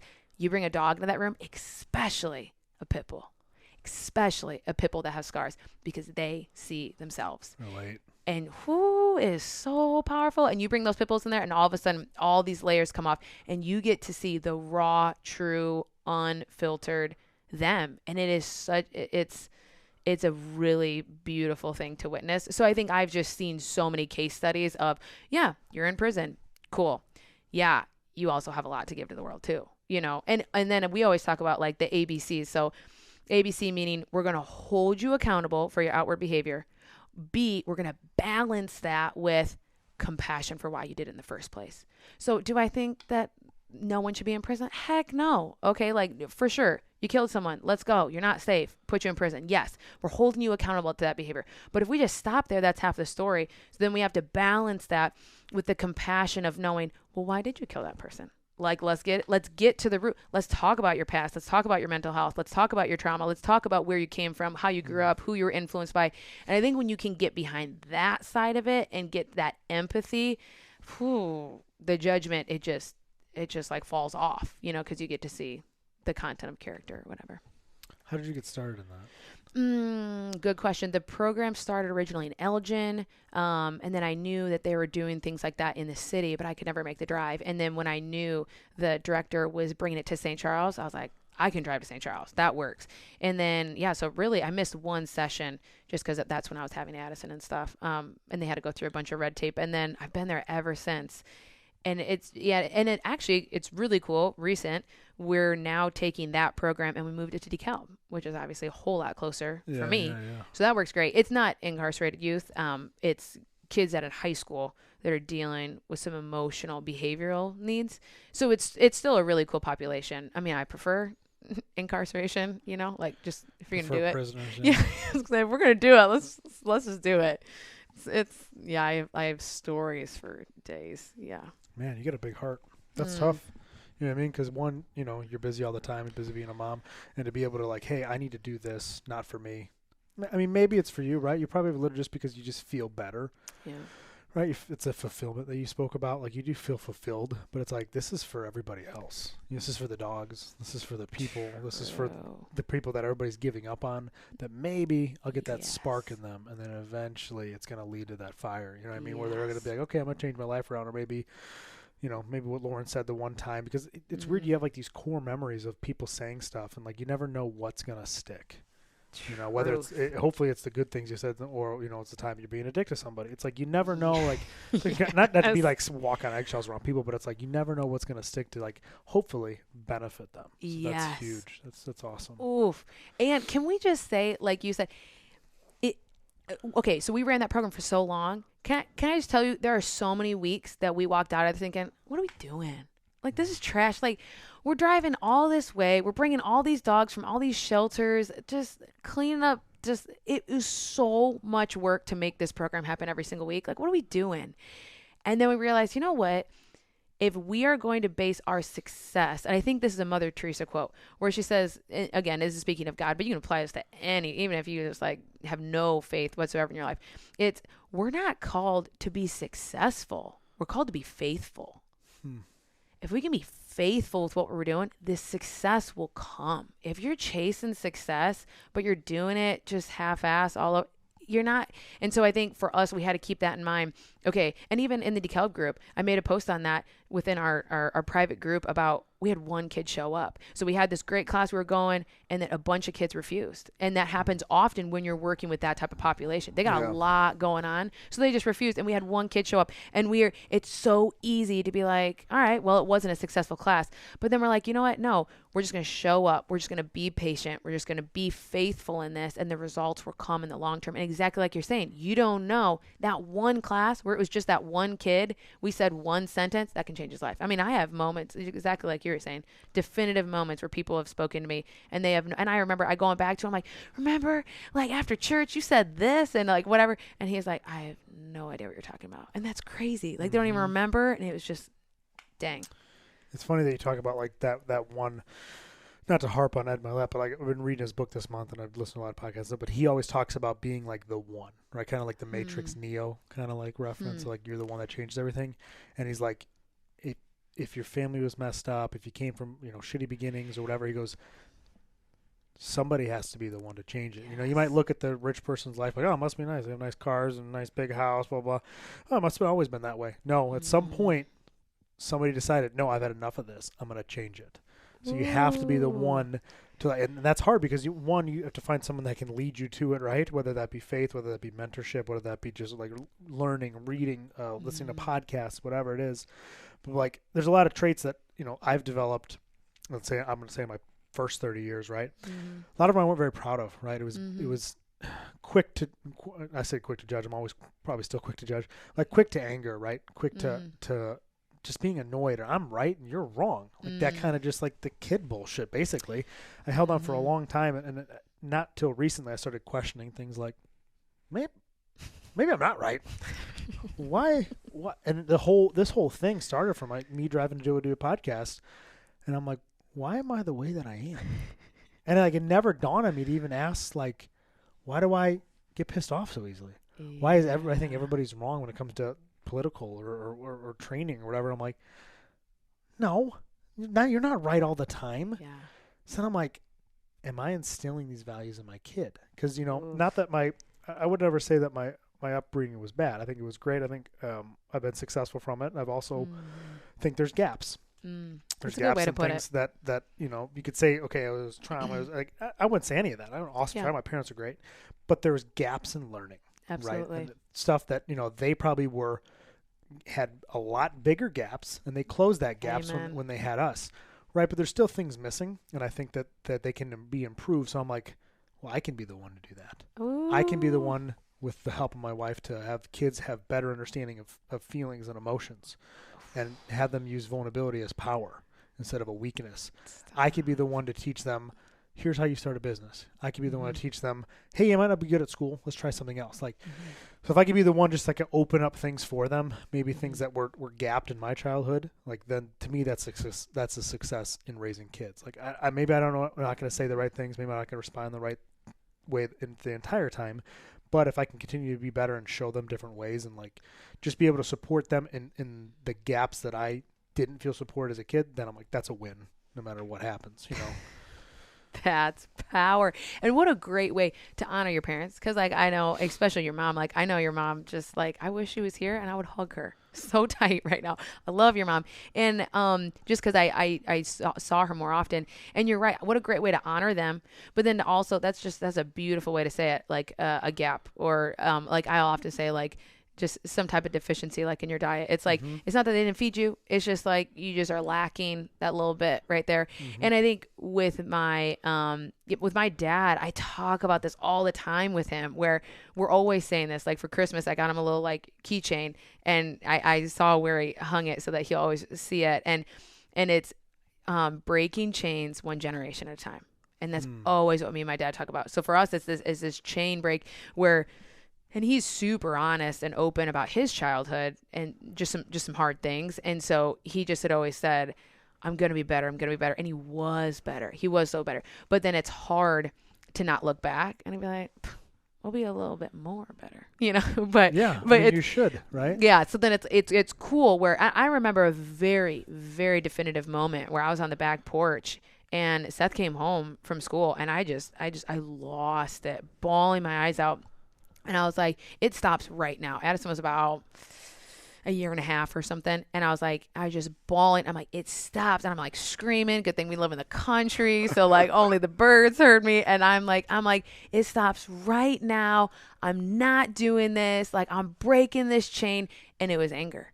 And everyone sees me and they see like the bubbly, hyper, telling everybody about Jesus, Lauren.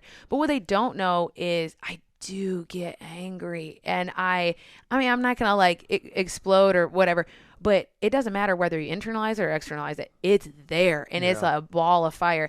And my dad would say the same thing of like, he's just like, got some emotions, and his dad definitely had some emotions. So it was that definitive moment where I'm just like crying to Seth. I'm like, I'm not doing, because what had happened is, I don't know, spilled milk, and just a lion came out. And again, like we were talked about in previously, where kids can reveal, being a parent can reveal hidden nasty crap in there that you didn't know was there. They just bring it right out into the open, and you have a choice. Are you going to just diminish it? Are you going to deny it? Are you going to just get defensive about it? Or are you going to be better? You know? And so I think for me, that was where that was my moment. And I'm like, and you know, Seth's like, okay, calm down, it's okay. Everything's going to be okay. I don't know if he was totally ready to handle that afternoon, but that was my moment of I'm done. And I will not. And from that point forward, I got some books, and I'm like, let's go. Let's dig into, like you're saying, like the 5 more tools. And I have so many tools for how to handle different things and to catch myself, and breaking chains one generation at a time. So I wouldn't say your vice. Your thing was just anger. Were you quick to anger? Were you snippy? Were you bottle it up and you dealt with it later, but you didn't really deal with it? What was kind of your thing where you're like, fuck that, I'm done, dude. Yes. I'm done. What was it? What led to it, and what was that moment? Like, what was that moment? So good. Strong-willed. And but see, here's the thing. I would never say that I was a strong-willed person. I would never say that I was just, but there was moments along the way where I was like, I told you to do that. You didn't do it. So I think for me, my anger is always rooted in disobedience. I don't do good with disobedience. And I think, again, going back to like, okay, the philosophy that kind of I have is like, okay, when you look inward, your personality, like I am a very I want to fix it. And that's what I think credits me to being a very good trainer and hopefully somewhat a good parent, is I'm constantly, it's not good enough. I want to train it. I want to tweak it. I want to make it better. I want to perfect it. I want to add and grow. And I want to make this thing the best that I can be. I think that's good when it's in the right context. And you get that out of that context, you just become a critic and a bully and a person that people don't want to spend time with when they're in that environment as your follower, as your, like if you're the leader, and it applies to anything. And so I always said like, okay, I need to check myself, and it's guess what? If they don't listen, I'm not going to crumble and die. It's going to be okay if they don't listen to me. And I just learned, and it's humility. It's totally like they always say, like in church, like honestly, every single thing is rooted in pride. Like if you just,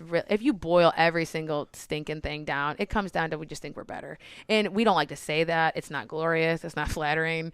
I'm sure at some point I'll like make a post about that, but that's just tough stuff to come out and be like, yeah, I'm just prideful. I just think I'm better than you. It's like, oof, that is tough. But really when I have trouble with disobedience, and you had said on your last episode, on the one that I listened to on 7, you had talked about, like people at work in this new role where, they're coming at you, they're angry, they got all these problems. And you're like, you just learn to like be calm and be empathetic. And it's like, there's so much power in understanding, why are you acting like that? Why did you disobey? And then I always say, okay, like answering these questions, like, why did you disobey? Is it because you're super strong-willed? And there's just something, and we were talking about that upstairs with Amber, right? Like strong-willed personalities, they don't do very good with should. Well, I need you to do this. Well, why? Well, because I said so. That's not going to fly with a strong-willed kid or a strong-willed whatever. And there needs to be a deeper rooted, and I think the pride comes in and says, well, because I said so. Like, well, that should be enough. But I think we need to have the empathy of, imagine if you were on that other side and you were constantly getting bossed around all day. And yes, there's a balance. And yes, parents should have authority. I'm not saying that, but it's like, dang, like the golden rule, right? Like treat them how you want to be treated. So I think it's the strong-willed side of things. So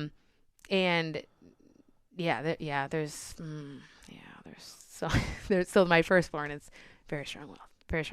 So we had some moments, and I was like, I'm not going to do this for 18 years. We're not doing this. So I just really had to figure out, okay, put my ego back. And again, tools, right? Like tools and making yourself better. And so I didn't know. I've never parented a strong-willed child before, but what all I did is strong-willed parenting. I think I threw in like faith or, something God-based.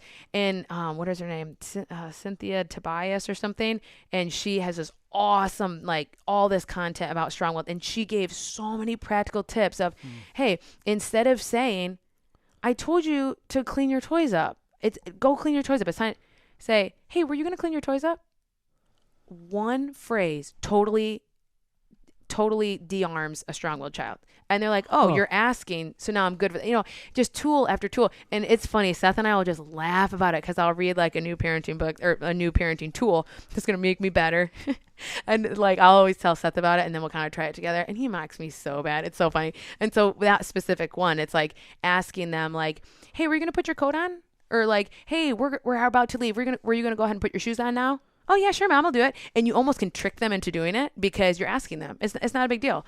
And so then Seth, oh my gosh, we were like after dinner, we were just all on the floor, like rolling around playing and stuff. And he was like, Addison, are you going to breathe?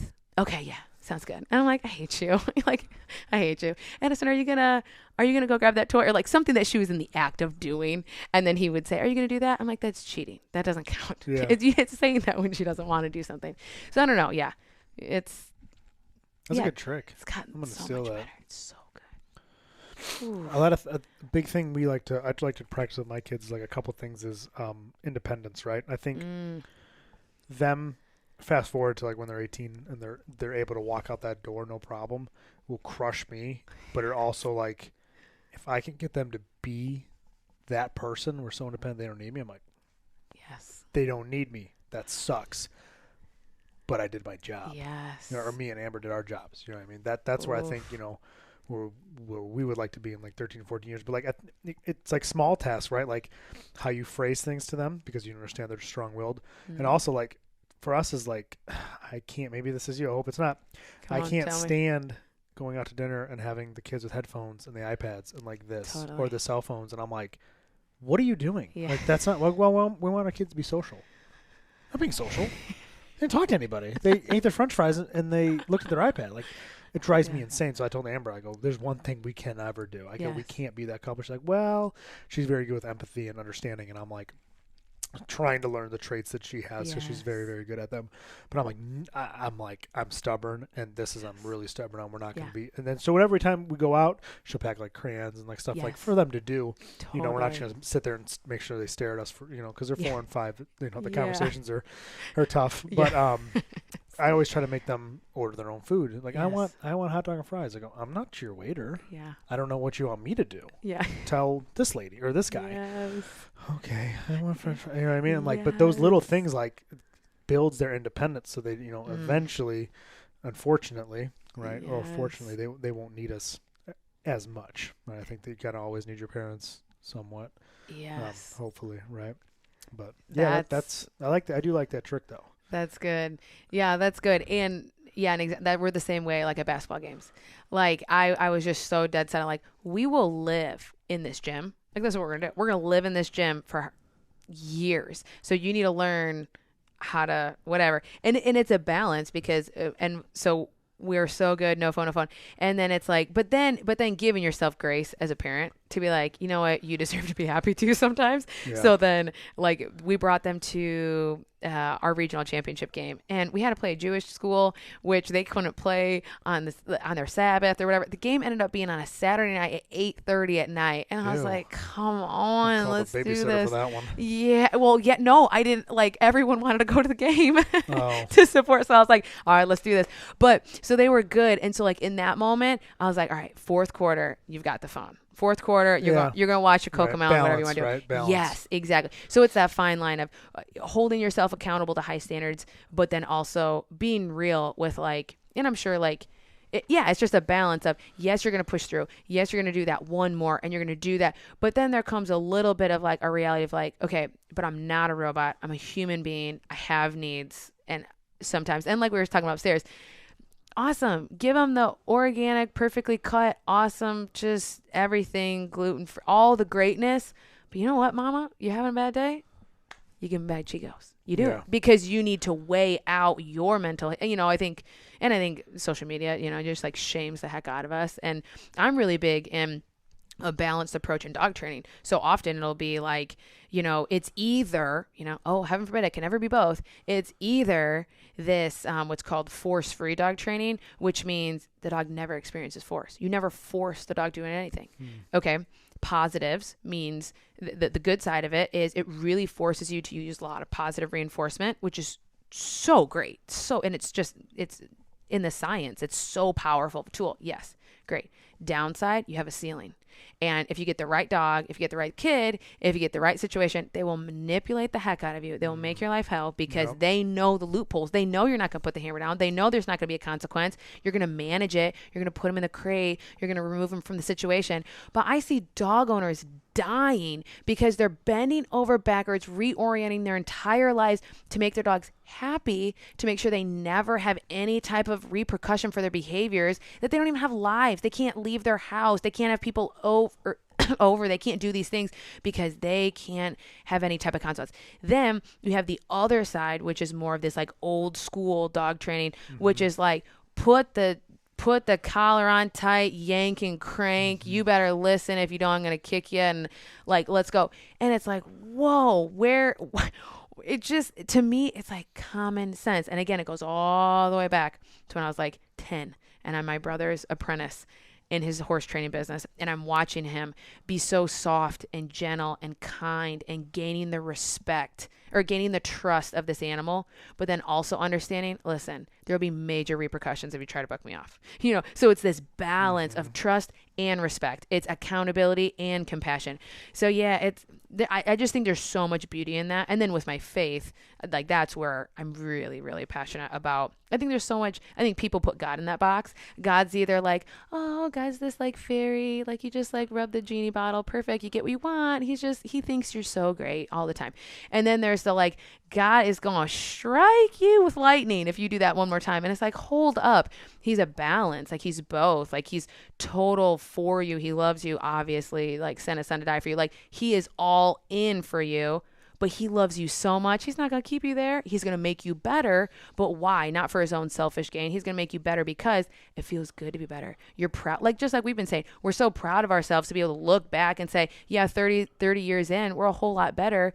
And so he loves us enough to help us kind of rehab and just kind of get back to our best version of ourselves. But discipline is painful. And obviously that I'm preaching to the choir with you on that. Like, you know that world. And I think a lot of people think it comes without. If it's hard and if it's difficult and if it's painful, it means it's bad. And it's like, every good thing in life you got to push through. So yeah, it's both. Parenting, dogs, your world. I don't know. Beauty in the balance is what we call it. There's beauty in the balance. It's a challenge, but if it doesn't challenge you, it doesn't change you. So. Yeah.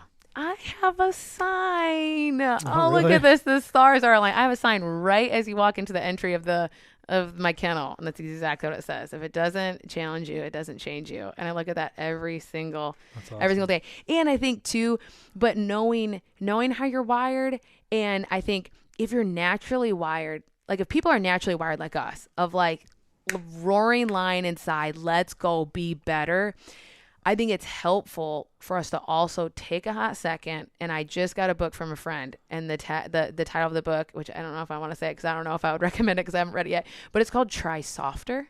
And it's a really interesting concept. And she's a counselor that works like through trauma and like some really hard things of life. And it talks about like, yes, there's time to like white knuckle it and grit it and get it done. But if you're like she didn't talk about this, but my sideline is if we're naturally wired like that way, maybe do we need balance of, we do need to give ourselves grace. We do need to take a Sunday. We do need to take a Sabbath. We do need to just give ourselves the ability to just be human for sure.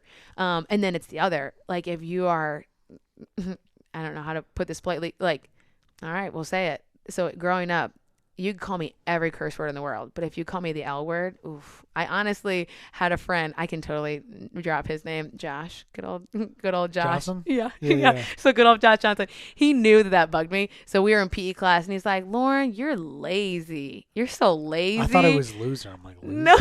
Loser? I'm like, what? I'm like Lauren? Loser? Like, what L word is she talking about?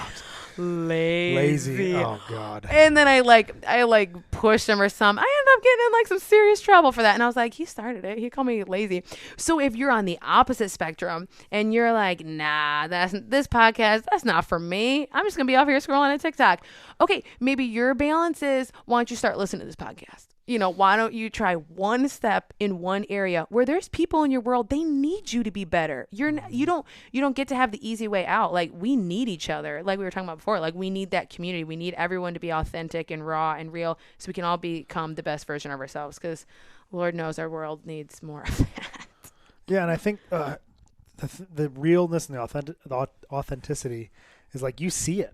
Yeah. If someone's not real, like, it's like, I'll figure that out immediately. Yeah. And you could see the manipulators. You could see people that aren't on my, I'm like, man, this guy's a bullshitter. Yeah. I go, everything you say out of your mouth half says a lie. I go, I can't trust someone like you. I can't trust you at work. I can't trust you in the air. I'm like, just stay away from me. And I think I wouldn't say like just country folks, because country folks to a lot of people mean a lot of things. Yeah. But where we came from, I think we developed we could tell people are bullshitters and we tell people are good people like somewhat pretty quickly. Yes. And I don't know if that comes from just being in the country to what we grew up around, but I've always had a really good inclining for for people, especially like guys. Like, I could really tell if a guy's like a good person or not, like with other guys I've had to deal with before. Yes. And I'm just like, I just know. And I'm like, I just know. Well, you're just judging. Yeah, I am. But I take my word on this one. Stay away. Yes. And I can't count the times I've been wrong, but I've been right quite a few times. Not that I'm always right, but I'm like, told you. You don't want to be that guy, but it's like, I don't know. I've been able to really nail that in the head a lot, and I just don't know if it's just our upbringing. Yeah. Maybe it was similar to yours. I'm not sure, but just the area we're from, and I'm like, huh. Totally. Because like even Amber's like, man, your guy friends are so solid. Yeah. I'm like, yeah. Like, I don't let loose people in my life. That's right. Like, you're not going to surround you with my kids, my family, my house. You know what I mean? Because like, I have people that come over at my house and train twice a week. Sometimes at 5 a.m. I got a guy from work comes and trains. I go, these are solid people. These are I'm going to call you at 2 a.m. Dude, I need you. Yes. Yep, I'm on my way. Where am I going? Yeah. Like, other than that, you ain't in my life. Yes. Like, you know, because I think I want to reach, similar to you, I want to reach a lot of people, but my circle is good luck getting in. Like it's tight knit, you know what I mean? Let's like go. I think I don't know. I like it the better that way. I have enough going on as it is. I don't need, you know, a million friends. I want to reach a million people. Yes. But like the 5 guys that I have, we're good. You ain't gonna mess with us, you know what I mean? It's nice having that like that brotherhood almost. Amen. And there's that level of, we're gonna be transparent, we're gonna be vulnerable, but it would be irresponsible for us to be vulnerable and open. I'm using your vulnerable word, but to be that to not everybody needs to know that. Like, so it's cool to have your core group, have your people, and you fill your life, and you intentionally build your life with people that it's like, listen, I can go ahead and tell you this, and literally, so last night I went to a conference. So I was in the car, 11 o'clock at night, last night with a friend from high school. I won't name her. And we were talking, and I was like, listen, I gotta be honest with you. I've always struggled. Like, I give people vulnerability, but sometimes it's almost like I'll give them enough to satisfy that craving. Mm-hmm. They're not going to get the whole thing. And that's fine, because you don't want to be doing a Facebook Live and be saying like, you know, my bank account is this, and, you know, and this is my social security. There's a level, and that's responsible to not do that. But there has to be someone. There's got to be someone that's got to know all your cards, whether it's one person, whether it's your spouse or whoever, one accountability.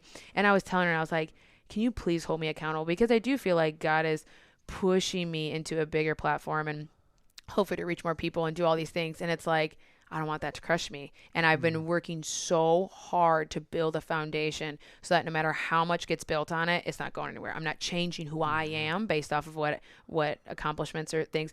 And I said, and we just really talked about, I said, because we grew up together and I can just be so raw and honest. Yeah. And it's filling your life with those type of people. But again, those balance, if you're the type of person that you're like, but I just like attract toxic people and I have such a heart for them, which that's probably me too. I'm probably speaking to myself. That's great. That's awesome. You love on all those people, you know, like I got prisoners as friends. Let's go. Do they need to be my best friends? They don't need to be my best friends. So it's a balance again, like we're just saying, have your core people, but definitely reach out, but know that if you're not loving who you are, look around, around. Who are you surrounding yourself with? But that takes intentionality. That takes being better. Like, it takes work. It's not like relationships just fall into place, you know, and maybe they do, but you don't mean it takes maintenance. And I think we understand that in so many areas of life. Your car, it always goes in for an oil change. Like, you don't even bat an eye. And then it's like with relationships and personal health and, you know, your health and your wellness and your mental, like all the things, it takes maintenance. It takes checking in constantly. It's not a one and done. It's not a light switch. It's a muscle. Yeah, to your point of like, you're only going to share some stuff with like a certain type of people. Like the balance on that, I think is super important, because me and my partner in this company, my buddy Jacob, we talk about the things we've learned. It would be, now, right, it's not everything we tell everybody, but it would be like a disservice if we didn't help others with our knowledge. So there is like some vulnerability where you're like, okay, yeah, I'm not going to tell you like what I pay for my, like, well, Google that. But like, I'm not going to tell you what I make and like, you know, financial stuff really. Exactly. But it's like all the lessons you learn within your friend group, within your, like, you need to share those things. Yeah.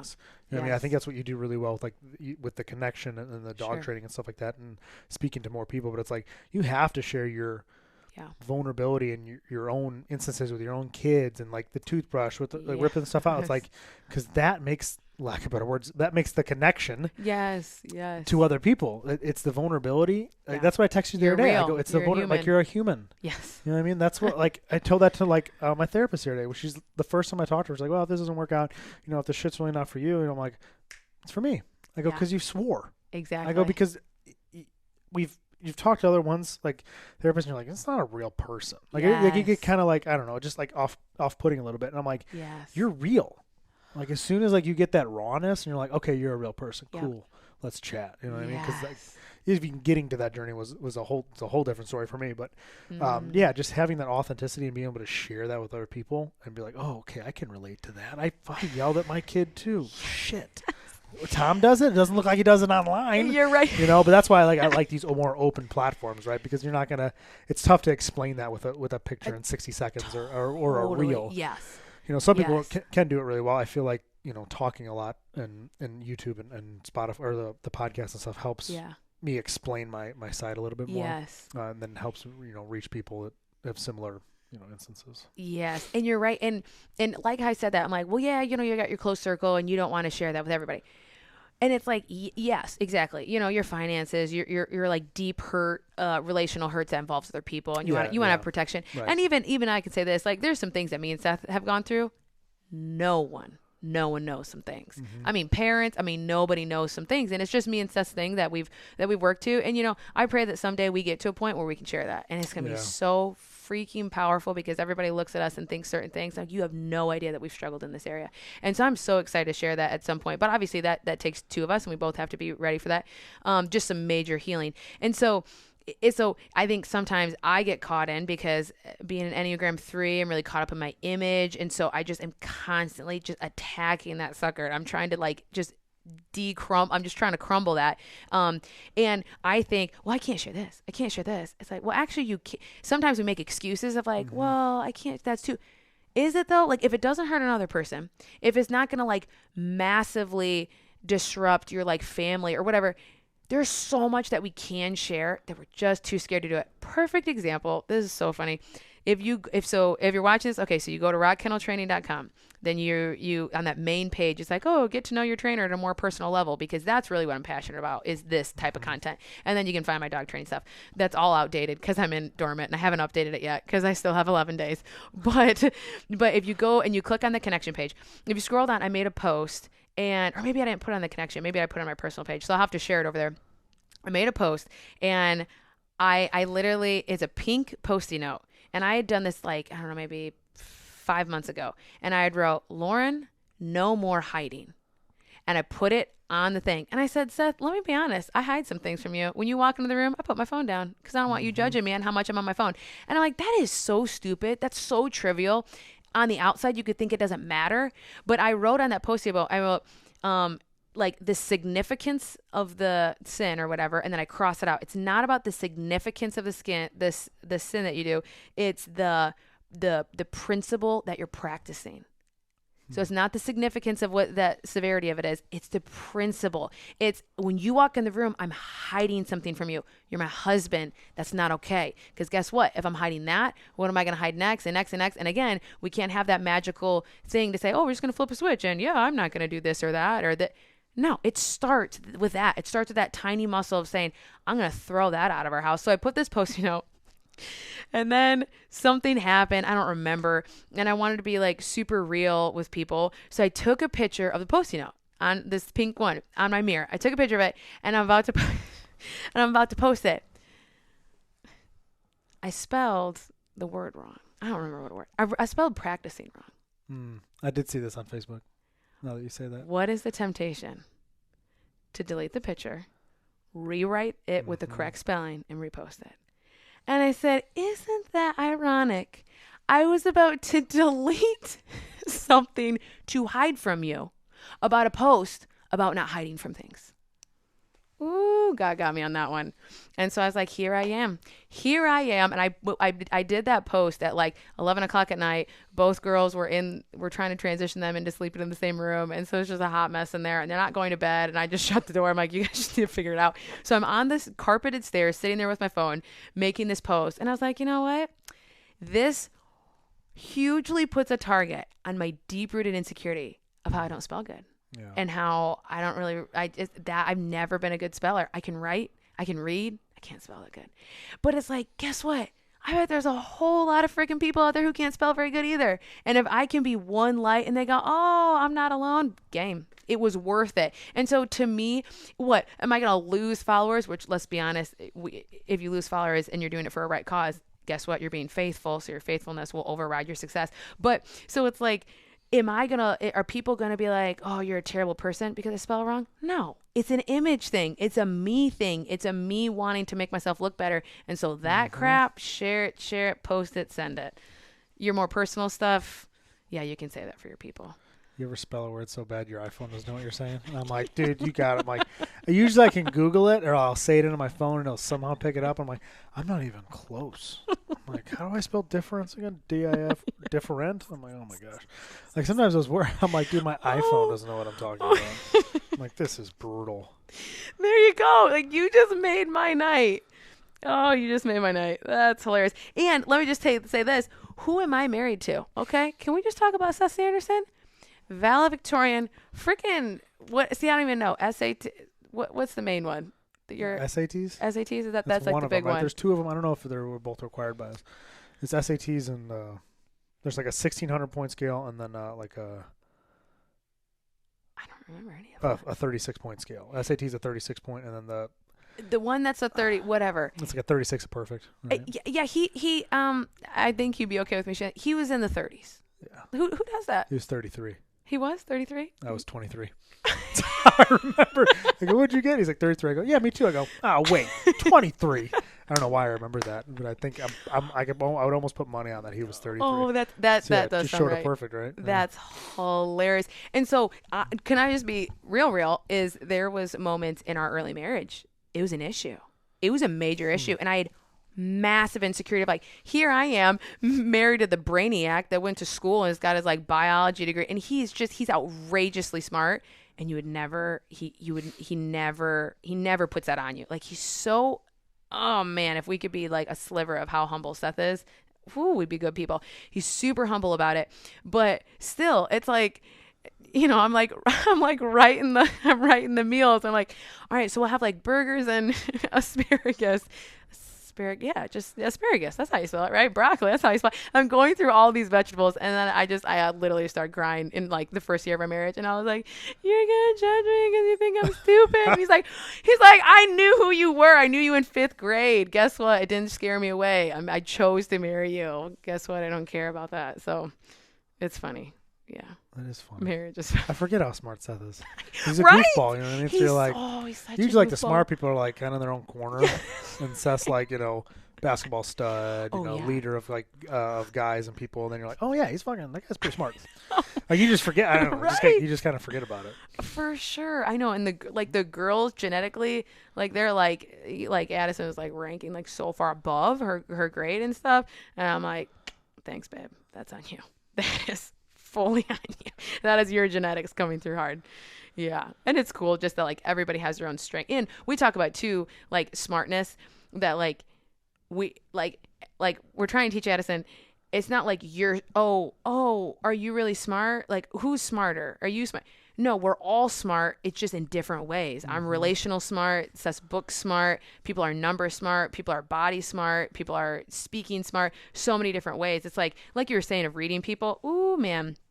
I can walk into a room, and I think that's what really helps me in my profession of I can read a dog, and I can read the client, and I can read the situation. I mean, I'm like, in another life, I would have loved to come back and be a counselor. I would have loved that so much. That would have been not over. It's not over. Look at this. But I'm not qualified. Yeah. Oh, yeah. Qualified the call. That's right. I just lost what I was going to say. Oh, the, shoot. What did you just say about the kid? I know, don't you wish you could have You just like, threw me off. Shoot. It's all good. What is one thing, right? Because you touched on your dad a little bit, right? Mm-hmm. What's one thing that your mom taught you and one thing your dad taught you? Oh my gosh, easy. Okay. Oh, easy. I got this in my sleep. Okay, who do you want me to start with? Mom. Okay, you're gonna probably understand this. The not judgmental side. Okay, she worked at NIU, so a university, for 30 years. She saw people with blue hair. She saw people transgender before the huge transgender movie. She saw everything you could imagine at a college campus, and she brought us around, and she always instilled that, like, they got blue hair. I love them. They're cool. Oh, they're wearing something that very inappropriate for this setting, but you know what? They're a child of God too. Let's go. And so I learned so early to celebrate the diversity of, like, we're all different, and that's awesome, and that's great. Definitely what I learned from her. So massively thankful. And also to be really expressionate and hyper, because she's very, She's very, being a sign language interpreter and being able to communicate to the deaf with her hands. Like we would sign at the dinner table all the time. Like, I want more milk, you know, like, and it was cool. So I got to learn that other language. So it helped me be expressionate. And I love, I just love connecting with people with my expression. So that's totally hands down my mom. Oh, my dad. I mean, 2 words, work ethic. Yeah. I mean, he's such a badass. He is a blue collar. Let's go. He's got some scars. His body's like totally disintegrating, you know, because he just worked so hard. But now, and he would say this himself. So I feel like I have the liberty to say this. Way out of bounds, though. Way out of the wrong context. Way not in a balanced way. Workaholic. But now, like I always use this term around, I'm a recovering workaholic. Now my desire to work is because I know I have a God-given gift to go bless people, and that's awesome, and I'm going to step into that. But I don't work to find fulfillment. I don't work to find achievement. I get to have a good feeling leaving work, and that's awesome. But so he definitely would say, like, I mean, he always says, like, digging a trench. So I'm like, oh, what are you doing? Well, you know, I'm just digging a trench. And it's never enough. He's always got to work. And like, you know, my parents' property, I mean, it's awesome. It's spotless. It's incredible. And he takes so much pride in that farm, and he should. But I think now he would probably look back on that and say, you know, and now he's teaching us because he's seen, and he's, you know, and he's instilling in my brother and I, who both have young kids, of, okay, yeah, chase your careers. Yeah, work to have the nice things. Yeah, do these things that we're aspiring to, but you better just like stop and hold on for a second. And so I really appreciate that. The older he's gotten, the more vulnerable he's gotten, and the more like open he's gotten about his struggles. But again, coming from where he came from, oh, he's crushing it. But yeah, work ethic. And that's the grinding and cleaning up dog crap. That's what that is. That's 1,000% my dad. Yep. 1,000% is you got to start. That's where you got to start. Yeah. What's one thing they either gapped or you wish you could perform better, or maybe you learned better? Okay. Let me really think about this. I really got to think about my mom. My dad, I think, going along that line, of the work ethic thing, but we've already talked about that. I would say another gap would kind of what you touched on, like maybe with your dad a little bit or whatever, is that like emotional intelligence of let's have an emotion, let's name it, let's own it, let's change, let's not do that again. You know, and I think he never got taught that ever. So how can I blame him for a skill that he never had a tool? He didn't have any tools. And so nowadays we live in a world where, guess what? Google's got the tool. Really? I mean, It really does. I mean, they're not going to tell you how to parent your kid, but they're going to give you tools to help you parent your kid. So I think that would be the gap of like, let's recognize where that anger stemmed from. Is it jealousy? Is it because your love languages aren't fulfilled? You know, is it because you didn't communicate? Is it because you feel disrespected or you feel rejected? Like, where does that come from? Let's name it. Let's claim it. Let's pray over it. Let's move on. Let's be better from that. So that would be for my dad. For my mom, golly. I don't know. I'd have to. Your mom's pretty solid. She's Y'all are like twins too. It's fucking like, it's unreal. Oh, seriously? Yeah, you and your mom. Are you kidding me? You guys are like identical. I do take it as. All right, this headset's falling off. I'm moving it. I do take that as a compliment because she's a pretty cool lady. Yeah. I got one, and she would be okay with me saying this too. Is I think for her, how you doing, Mom? I'm good. And I think doing that for the betterment of the family or whatever, you know, like, no, I'm good. And I think now we had some really, and my mom and I have always been close. We've always done depth, but I think now we talk about how hard it is to really struggle with the struggles that nobody knows about, and to be okay with being fully known in those moments. So I would say she would probably agree with me of just say it, just say the thing, just come out in the open. Talk about how you're really doing. Yeah. Good question. You're a good podcast host. This is amazing. I've done this a couple of times. Yeah, I would say so. Well, it was I call it a cheat code, right? Some things I think it's easier, right? I don't have to think about is one, I've been doing this for a while, but two, it's like I said before, I text you, I go, hey, Lauren, I really like your vulnerability online. I'd like to jump on the podcast anything you want. Appreciate it. Don't feel any pressure. Yada, yada. And you sent me, I'm like a voice message. I'm like, me and my buddy Jacob send voice messages, and usually like 45 seconds, a minute, just something you want to spit out real quick. I feel like texting, dude, I'm busy. Cool. But it disappears. So you're like, oh, I better really pay attention. And then I'm like, what is this file? Like, she sent me a song on accident. And then I'm like, 16. I go, 16 seconds? Why is it a file? I go, that's weird. And I'm like, oh, this is 16 minutes. I go, okay. So I'm like with my girls and doing whatever. And I'm like, all right, I need like 15 minutes alone in the bedroom. And I'm like listening to this. And I'm like, man, she's going. I go, one, she needs to have her own podcast. And I go, this conversation's going to be so easy. So then I redid it, listened to it again today. Yeah. Once or twice, and then just pulled like questions off. And as soon as they popped in my head, I go, "What'd she say?" Okay, cool. I'll write that down. Oh, and that's then cool. I've had an admiration for your parents for as long as I can remember. Oh no! Because I just remember like seeing like, it. Not that it's like social media, everything's all perfect, but when I see like you and your brother, I'm like, that's how you raise a daughter. That's how you raise a son. I go, the Andersons figured it out. Like Mr. and Mrs. Anderson, they like. They have the cheat codes. I go, look how great they did. Like, Lauren's so respectful. Clayton, I didn't really know Clayton that well. He's my brother's class. He's a little bit older. Right. Like, just from knowing you, I'm like, so respectful, faithful, good person, happy, bubbly, fun to be around. Is with the popular crew, and then eating lunch with a kid that's not so popular. I'm like, this girl's all over. I'm like, and even from a young age, I'm like, that's sweet. What is her parents like? And obviously I knew him a little bit, build hay for you guys and stuff like that on the side. But I'm like, I even thought, I go, man, it'd be awesome to have her dad on my podcast. Oh, just to hear that story. To hear just to learn from okay, we all want to be better than our parents at parenting, right? Yeah. So, okay, what did he do? What did he learn? And if my kids aren't better than me, then I messed up. Right. I think we all have to understand that. We have to continue to be better. It's not to beat a dead horse. Yes. But we have to be better than our parents. And our parents should want me to be better than them. So I'm like, man, I would love to have like a Mr. Anderson out of the podcast, because I'm like, how did you raise such great kids?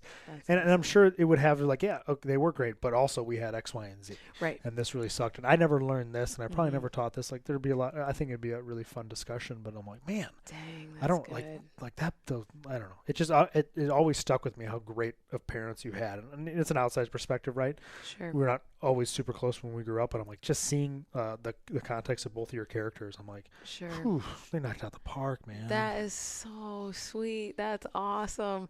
That's awesome. And I'll say this too, okay, so in the dog training world, when we teach dogs who are aggressive with other dogs, we put them in a pack, right? And so the dogs who are solid dogs, so like my Sully dog, we call him a helper dog. Okay, so he's a helper dog. So he is fundamentally sound. So we can put some toxic dogs in there, and they're gonna go after him. I mean, they're just gonna light him up on a muzzle. They're gonna get him on the ground. They're gonna be muzzle punching his neck, and the solid helper dogs go, you know what? I'm above that. I'm bigger than that. I'm not gonna get tripped up with that.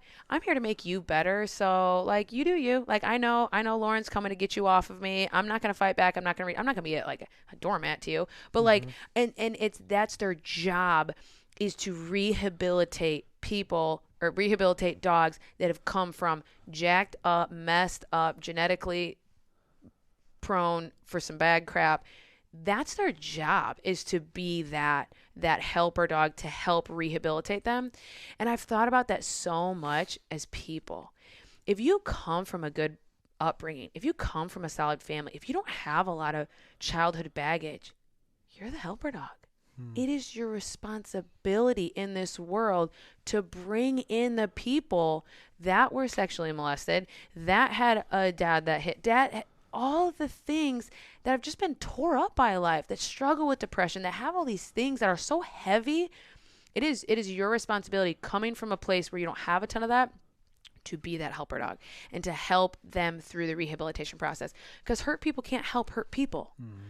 Blessed people help blessed people. It's that's your duty. So it's really cool that you say that, because sometimes I do get caught up in oh man, all my deficiencies, be better. But really, you're right. If you think about the grand scheme of things and you really zoom out and look at my life, I've been so blessed to not even have my family, but like my extended family, which like spills out into the whole dang community because we just have such a big family. Yeah. But like, we're all really close knit, and I need to leverage that. And I think that's why I am so passionate about helping others. And yeah, sitting with the kid at the lunch table that, you know, doesn't have any friends and gets picked on. I want to be that because I'm not that. Like, so I'm able to step into you. I'm able to give you something at your locker and make you feel good because I do have friends that give things to me. So why can't I be that to you? You know, just like passing it along. Yeah. So that's cool that you say that. That's powerful. So I feel like whatever you've been naturally blessed with, then pass that, you know? Yeah, that's good. What's one thing you hope your kids will learn from you? Oh, see, now we gotta go Jesus. You set me up with that. Now I gotta go Jesus. Yeah, for me, it's fun. It's like, do I want them? And okay, we'll go back. We'll kind of like, I feel like this is such a not that we're ending, but like if we are, like, this is such a key point. And even if you're not a person of faith, it's applicable for anything. I originally started this in my dog training, and then I was like, holy crap, that relates to everything in life. Okay. Why do I want my kids to be respectful and to listen to me? Why do I want them to listen to me? It's not because they're listening as a requirement to get my love. They're listening to me out of a response of my love. So they're listening to me because, man, mom loves me so gosh darn much. How can I not love this mom? She's poured into me so much love. Of course I'm going to listen to her. Instead of, well, I'm going to listen to her because she says so, because if I don't perform, if I don't match up, if I don't listen, if I'm not obedient, if I'm not a respectful, good kid, she won't love me. Big difference. I think what I want my kids to walk away with in this life is the same thing that like God wants me to get in my thick head that takes a long time. Is God's like, do you realize that I love you just because I freaking love you? Because you're my daughter? Like, I love you, period. There's nothing that you can do to add to that. However, like, I love you so much, I don't want you to stay there. Yes. So I think I want them to understand, like, man, why do we listen to God? Why do we go to church? Why do we read the Bible? Because guess what? It's a whole lot easier to not. It's so much intentionality. Yeah. It's so much dying to yourself and saying no to the things that you really want to say no to and saying yes to the things that really don't seem that great. It's so much sacrifice living a life of faith and dedication to Jesus that it's like, is it really worth it? Is it really worth it? And so I think I want my girls to get their head around, we listen to God and we're going to live this faith-filled life, not as a requirement, to like win favor with God. And maybe if we're like a really good person, he'll just love us just enough that we'll get to go into heaven. Like, that's like trash. What the Bible says is like, I love you so much that I want you to love me just because you see that, just because I'm that good of a dad to you, just because I've given my son and I've done all this sacrifice for you. I want you to love me just because of a response to that, and not a requirement, because we're very anti, and especially with the strong-willed one. And I'm starting to think my youngest is also strong-willed. So here we go. But it's like, they don't do very good with should. Like, you know what, kids, you should just be a good person. And like, the motivation has to be deeper than that. It's coming from a response of all the love that I've poured into them and the love that God has. So I don't know, faithfulness in that area. You do a good job of talking about faith, because sometimes people, it's too much. Yeah. And I think that's anything, right? If I sat here and talked about how good my training was all the time, and you need to train with Tom because Tom weighs the best. Like, dude, shut up. Like, it doesn't matter what it is. Like, it's like I plug my own stuff like here and there, but it's like, you shove anything down somebody's throat, it's like, back off, lady. Bingo. Like, relax. So I think you do a really good way of just like, here it is, cool. Yeah. Like, if you want to hear more about it, cool, you can follow my stuff. Yes. But like, I'm not going to shove it down your throat, but this is kind of where all this passion comes from. Yeah, I got to be real to cool. that. Yeah. If not, whatever. Yeah. Have you ever doubted it? Great question. Have I ever doubted it? Have I ever doubted the existence of God, how real he is, that he is working in my life? Absolutely not, without a shadow of a doubt. I've never doubted it, just because I feel him, I see him, I talk to him, I experience him every single day. I experience him. No doubt in that. Have I doubted his goodness? Almost every day. I constantly struggle because my natural bent says, he's not all that good. He doesn't really have your best interest in mind. Why? Because life is freaking hard. It's hard. And I think sometimes people do see my life and like, oh, look at you. You got your cute little business. You got your kids. It's hard. I struggle with things that are so hard. and I cry a lot because of that. And so it's like, God, why are you putting me through this? Why do I have to experience this? And better yet, why does my family have to experience this? Like, give it to me. I'll take all of it. I'll take all of it. Wish it was that easy sometimes. Ooh-wee. To see someone else that you love walk through something so painfully hard, that's where I'm like, God, seriously, I care about this person more than you do. And it's like, yeah, he set me straight a couple times on that. Like, no, you don't. So I just had to, every day I just have to be reminded. And for me, it comes from like the source of like reading the Bible. But for me, I just have to remind, he really is good. And if you figure out how good he is, yeah, you'll do anything for him. So you've never doubted, but you've questioned. Yeah. I've never doubted, but I've wrestled. I've like, and there's a story in the Bible about how somebody like, they call it like wrestling with God. Oof. And I think a lot of people, a lot of people think like you can't be real with God. Like, okay, I'm going to say my prayer. Lord Jesus, please protect me from this day. Amen. That's trash. Like, I wrestle. If I got a moment going on, I will drive in the car, no kids, Seth's at home. I will get in that car. I will blare the radio as loud as I can. I will drive down that country road. I will drive past your house. That's a little creepy, but like past your old house. I will drive on the country roads. This is going to sound weird. Yelling and screaming at God. Clenched fist, yelling and screaming. Why aren't you fixing this? Why aren't you healing them? Why aren't you changing this? Screaming and yelling at God. And you know what? It makes us even closer. Because I think if you doubt, if you tap into the like, oh, you know, you just got to be real with him. Because guess what? He can handle our emotions. He can handle. He's the one that created it. So he can. And I think that's just taken my faith to the next level of realizing it's not this superficial crap. It's like, because again, I'm kind of a strong-willed person. I don't do things out of should. I just should do it. And you know, like, I grew up in like a very traditional church. And like, I'm not knocking that, but very Night of the Living Dead in there. And it's like, and I think that's why I'm so respectful to people who aren't of faith. And those are my people. Why did I start the connection? To talk about faith to a group of people who want absolutely nothing to do with it. Those are my people. So yeah, I better be respectful to them because I used to be them. And a lot of people think, oh, you were always a little goody two-shoe. You never swore. You never did this. You know, list all your things. Well, yeah, but inside, I was extremely rebellious to God. And I was like, screw that. What? I'm going to have someone governing over my life and telling me what to do? Absolutely not. And no one ever knew that, but that's what was going on in the inside. And so that's where I came from that place of like, So to me, that's why it's like, I never want someone to be motivated to like, oh yeah, you should watch The Connection and you should start listening to God. Out of a you should, first of all, it's not going to last. And two, it's not genuine. It should come from a recognizing how much he truly loves you when you're fully known. Like when all the cards are on the table. And we talk about this in my rescue gospel. So it's like God rescues us, great. And he adopts us. And when he adopts us and then he rehabilitates us and then he asks us to abide. And I love that the adoption is before the rehabilitation. So, and in this Sully, this dog that we got, right? We took him on for an adoption trial and he ate a sock and he was going to require $1,000 surgery and we hadn't adopted him yet. So here we are. He swallowed it the day of his adoption. So he's at our house. It's like a foster trial thing.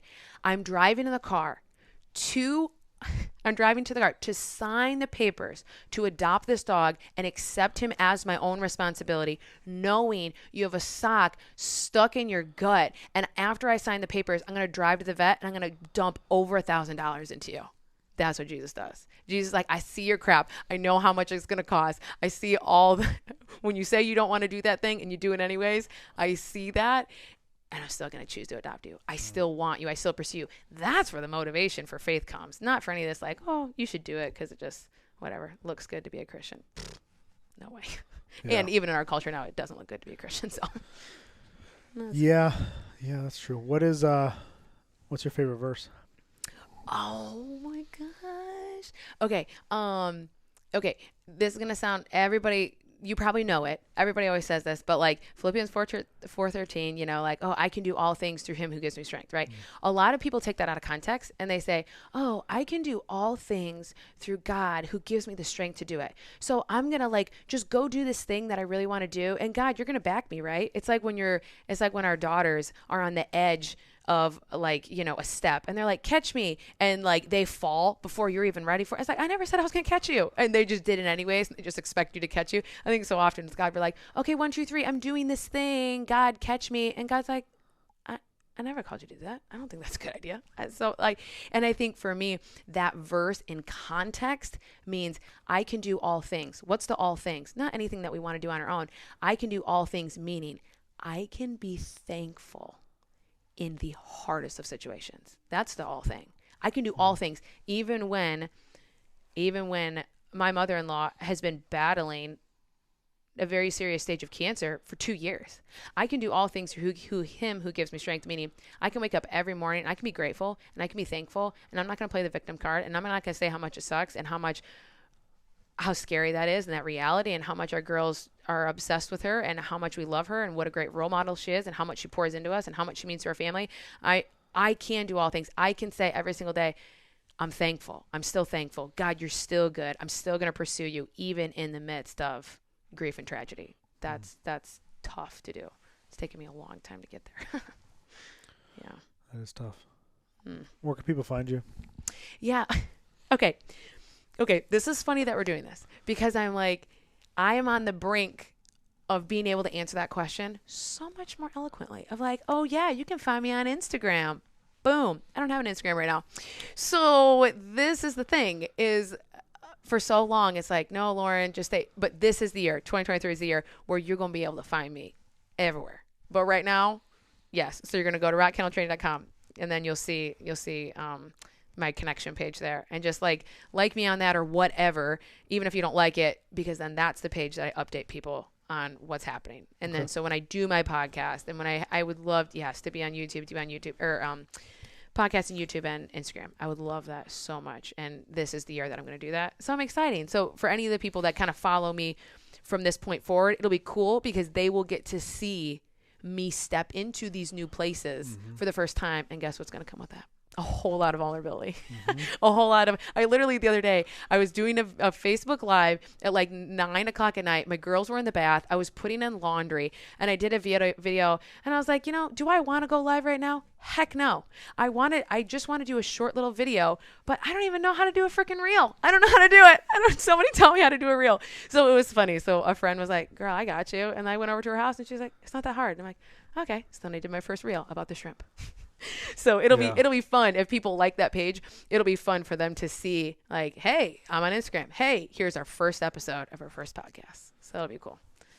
Yeah. Awesome. But people should also stay right here and stay connected to you because like this isn't just me salesman-y trash. Like honestly, this has been so cool, and I feel like our lives have just kind of always built to like this moment. I feel like we're gonna look back and feel like this is a defining moment because we are in just such similar paths. And it's, we need people in every space, and so it's just cool. Like I will never be able to do what you do, and maybe you'll never be able, I don't know. You got a puppy up there and that puppy is looking good. You can train her.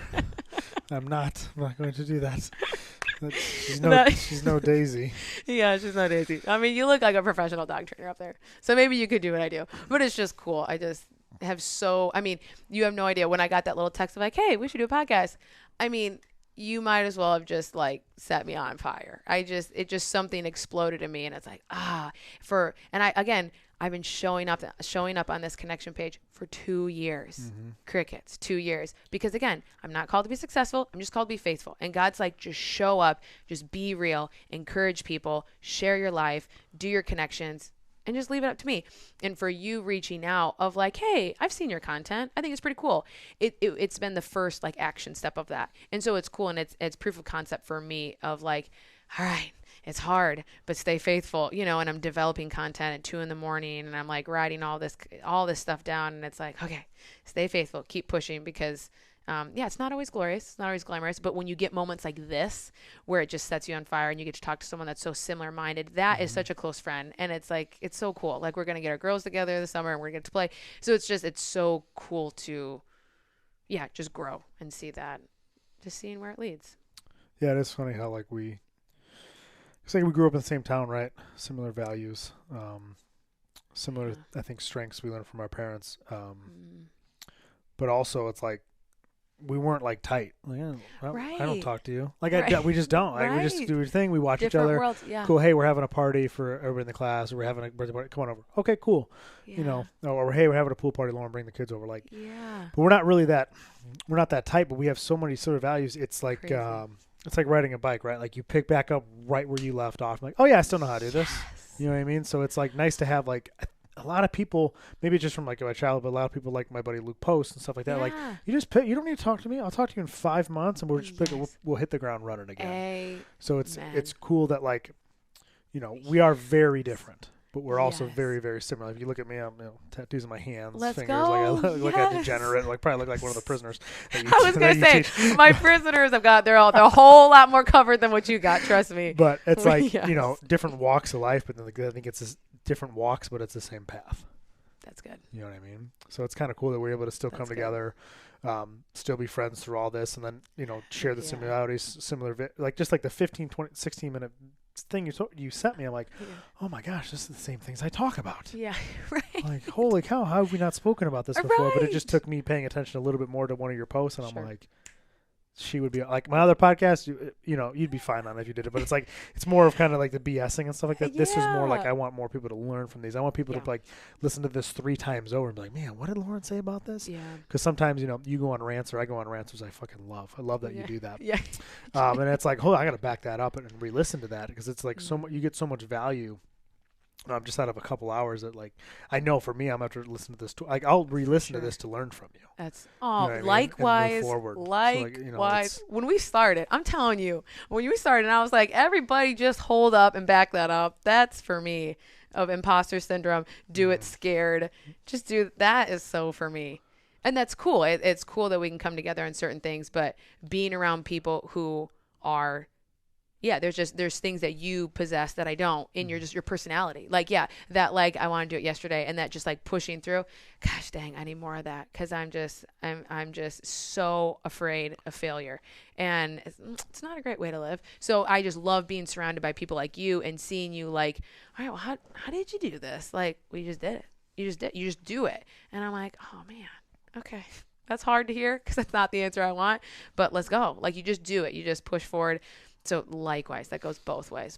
And we got to have Mr. Thomas Anderson on here. Yeah. No, We'll have him listen to this. We'll see what he has to say. Yeah, I would like to have him on. I think he'd have bring a really good perspective that, you know, I think the listeners would enjoy, but also I think I would just, I'll be selfish and say I would really Totally. enjoy that conversation. It's your podcast. You know what I mean? Yeah. You do My all the grunt rules. work. Yeah.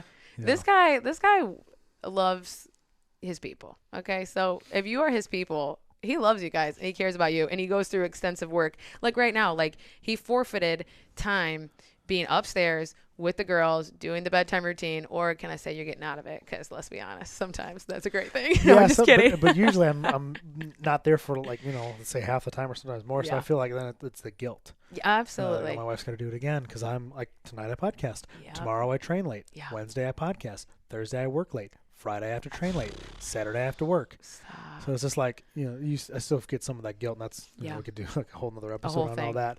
But No. you know, I do sacrifice a lot of time, and I think it's going to be worth it. It's just like, but like I said, it's Absolutely. that grind. It's just keep pushing, Yes. I just keep stacking little chips Yes. every week. One more. You know, exactly. One Exactly. more. And you're right. Maybe like a plug for a part 2 or whatever. There's a book by a lady named Christy Wright, and she like came from like Dave Ramsey and like a real business.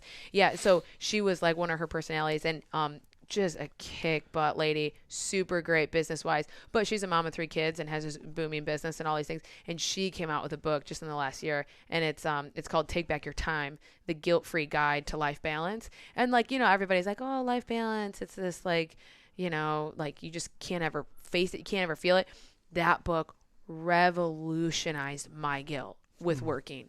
Holy cow. And she like talks about like balance is doing the right things at the right time. So it's like pick your priorities and then, you know, set your calendar where in this season during this priority, this is where I'm locked in on. So no one can feel guilty for that. But then when I'm plugged out of work, I'm plugged out of work.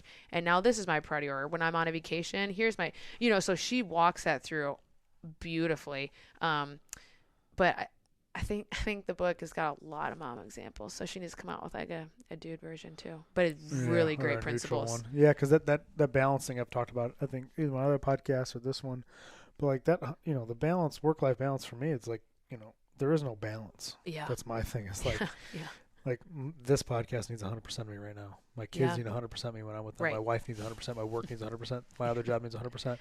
Me in the mornings before work and 100%. My training, like it's like it doesn't stop. Like no, there's no. I need to be 5% here. Like everything I do requires 100% of time. Oof. There is no balance. Yeah. Something is going to suffer. My kids, my wife tonight didn't get to have me at bedtime. Yes. Maybe it's not a suffering, but it is. It does kind of stink. It's like there's no balance there because I need to be 100% here, 100% right now. Yeah. So it's like, to me, that's why like when I am with my kids or when I'm doing anything, I try to be so intentional when I'm there. Bingo. Because if this gets 100%, they're not getting 90. Right. They're getting 100 now. Exactly. And I used to struggle with that before too because like, I wasn't maybe as good as a father as I wanted to be, but now I'm like, nope, when I get home, this phone's going here. Yes. Like even today, I'm like, let me just make sure Lauren's still coming or make sure she had the address and stuff just in case you forgot. Yes. But it's like, put this thing away. Yes. Put this fucking distraction away. Yes. And let's go play break the ice with the kids or That's right. Run around and play dolls in the basement and stuff. And like to be more intentional. And I think that to me, that's one thing I've been good at changing is like, I just need to be intentional with the time that I have because I know it's so limited because my schedule's it's packed. Yeah. 24/7, 365. I'm just go. Yes. And I don't think that's changing. Yeah. It's only getting worse. Totally. So it's just one thing I want to just be more intentional, with the time that we have. Yeah, that's good. I mean, that's a part 2 right there. Yeah. That right there. So all you people, we can do this for days. That's what I'm saying. That's what I'm saying. And everyone's like, oh, growing up, it's like, oh, you're too loud, you talk too much. And it's like, what do you know? 30 years later, maybe it's not so bad that I like to run my mouth a little bit. Yeah, that's like that whole balance concept. That's a part 2 right there. Yeah. That's good stuff. Absolutely. But to speak into, yes, all of that, but like you are crushing it and you are doing a good job and you should take that imposter syndrome and shoot it. Just kill it. I think it works. It's a tool. Oh, interesting. Okay. So there's a couple different ways to look at it, right? There's a way to look at it like you'll get almost not anxiety stuff. When I did a podcast for myself, I'm like, who the fuck is listening to Tom at 5 a.m? What do you have to offer? Like maybe just skip until you can get somebody on. Because I get that. Yes. But then it's also like a drive for me to be like, no, I deserve to be here. Amen. I'm going to figure this out. 5, 4, 3, 2, 1, record. Figure it out. Oh, there's now. their 5. You know yes, what I mean? Like yes. It's 5:15. You could do this till 5:45. You can get it uploaded before 6. Like go. And then I just bam. That's why like I don't really ever struggle with anxiety because not that I've always done the 5, 4, 3, 2, 1 rule, but it's just like I'm always just kind of go. That's why when people say that anxiety, I go, I don't know what you're talking. Yeah. Like, what does that mean? Well, don't you feel like nervous? Well, sometimes, but I just do it. Yeah. I can fuck this up better than anybody. Yeah. Watch. I can do this twice because I'm gonna have to. I'm gonna mess it up the first time. Oh, that's good. But even right there, I listened to that. And I sent you that voice memo and I was like, I was driving to, where was I? I was driving to the bank and I was listening to that. And I literally like got a little misty in the eyeballs when I was listening to that because I'm like, that's so cool and that's so real. But to me, you want to know how I viewed that? I'm like, man, Tom's got this together. Look at him. He's doing this podcast. He's doing it by himself. He's crushing it. He's talking about great content. Like, this is inspiring. He's reading his questions. He's helping his people. He probably signed off and is riding in the sunset. That's amazing. The fact that you just shared that you almost didn't feel qualified to do a podcast by yourself, that's crazy insight for someone. That's for me because we're naturally wired to think they have it together. That's good. Far from it. You are doing it. Yeah. And I've done what? Probably almost 200 podcasts. I've produced 180 by myself. Oh my gosh. And then been on, probably 20 others over my lifetime. Way bigger podcasts than this. I've done one to California to podcast when I like 6 years ago. A lot bigger ones than this platform has. And it's like still sometimes I'm like, what do I have to offer? Dang. So it's just always in my head. Yeah. Sometimes it's a good thing. Sometimes it's a bad thing. Yeah. It depends how I look at it that day, I suppose. Yeah, that's a good point. And it's like having like we were saying, going back to those core people that are like speaking into you of like on your worst days, you can have people like, listen, I get that you see it from your side, but like you're crushing it. Like you're crushing it. You're showing up. You're being faithful. Like, yeah, honestly, like when you show up to like, birthday parties and stuff, I'm like, look at Tom. Like when you went to that camping thing, like, look at Tom showing these, just bringing these girls. You're camping with these 3. No, like you're just doing it. And it's so easy to see from the outside all the great, incredible things that you're doing, other people are doing, because you just get to see it at face value. It's just like you are crushing it. But right, the inner critic it's legit. Yeah. But that's why I guess we have platforms like this that just like keep people encouraged, keep them going, because if you get by yourself and if you have no accountability and if you have no one speaking into you, that voice is going to steamroll you. But if you get around people like this, platforms like this, podcasts like this, you're like, you know what? Yes, I have that.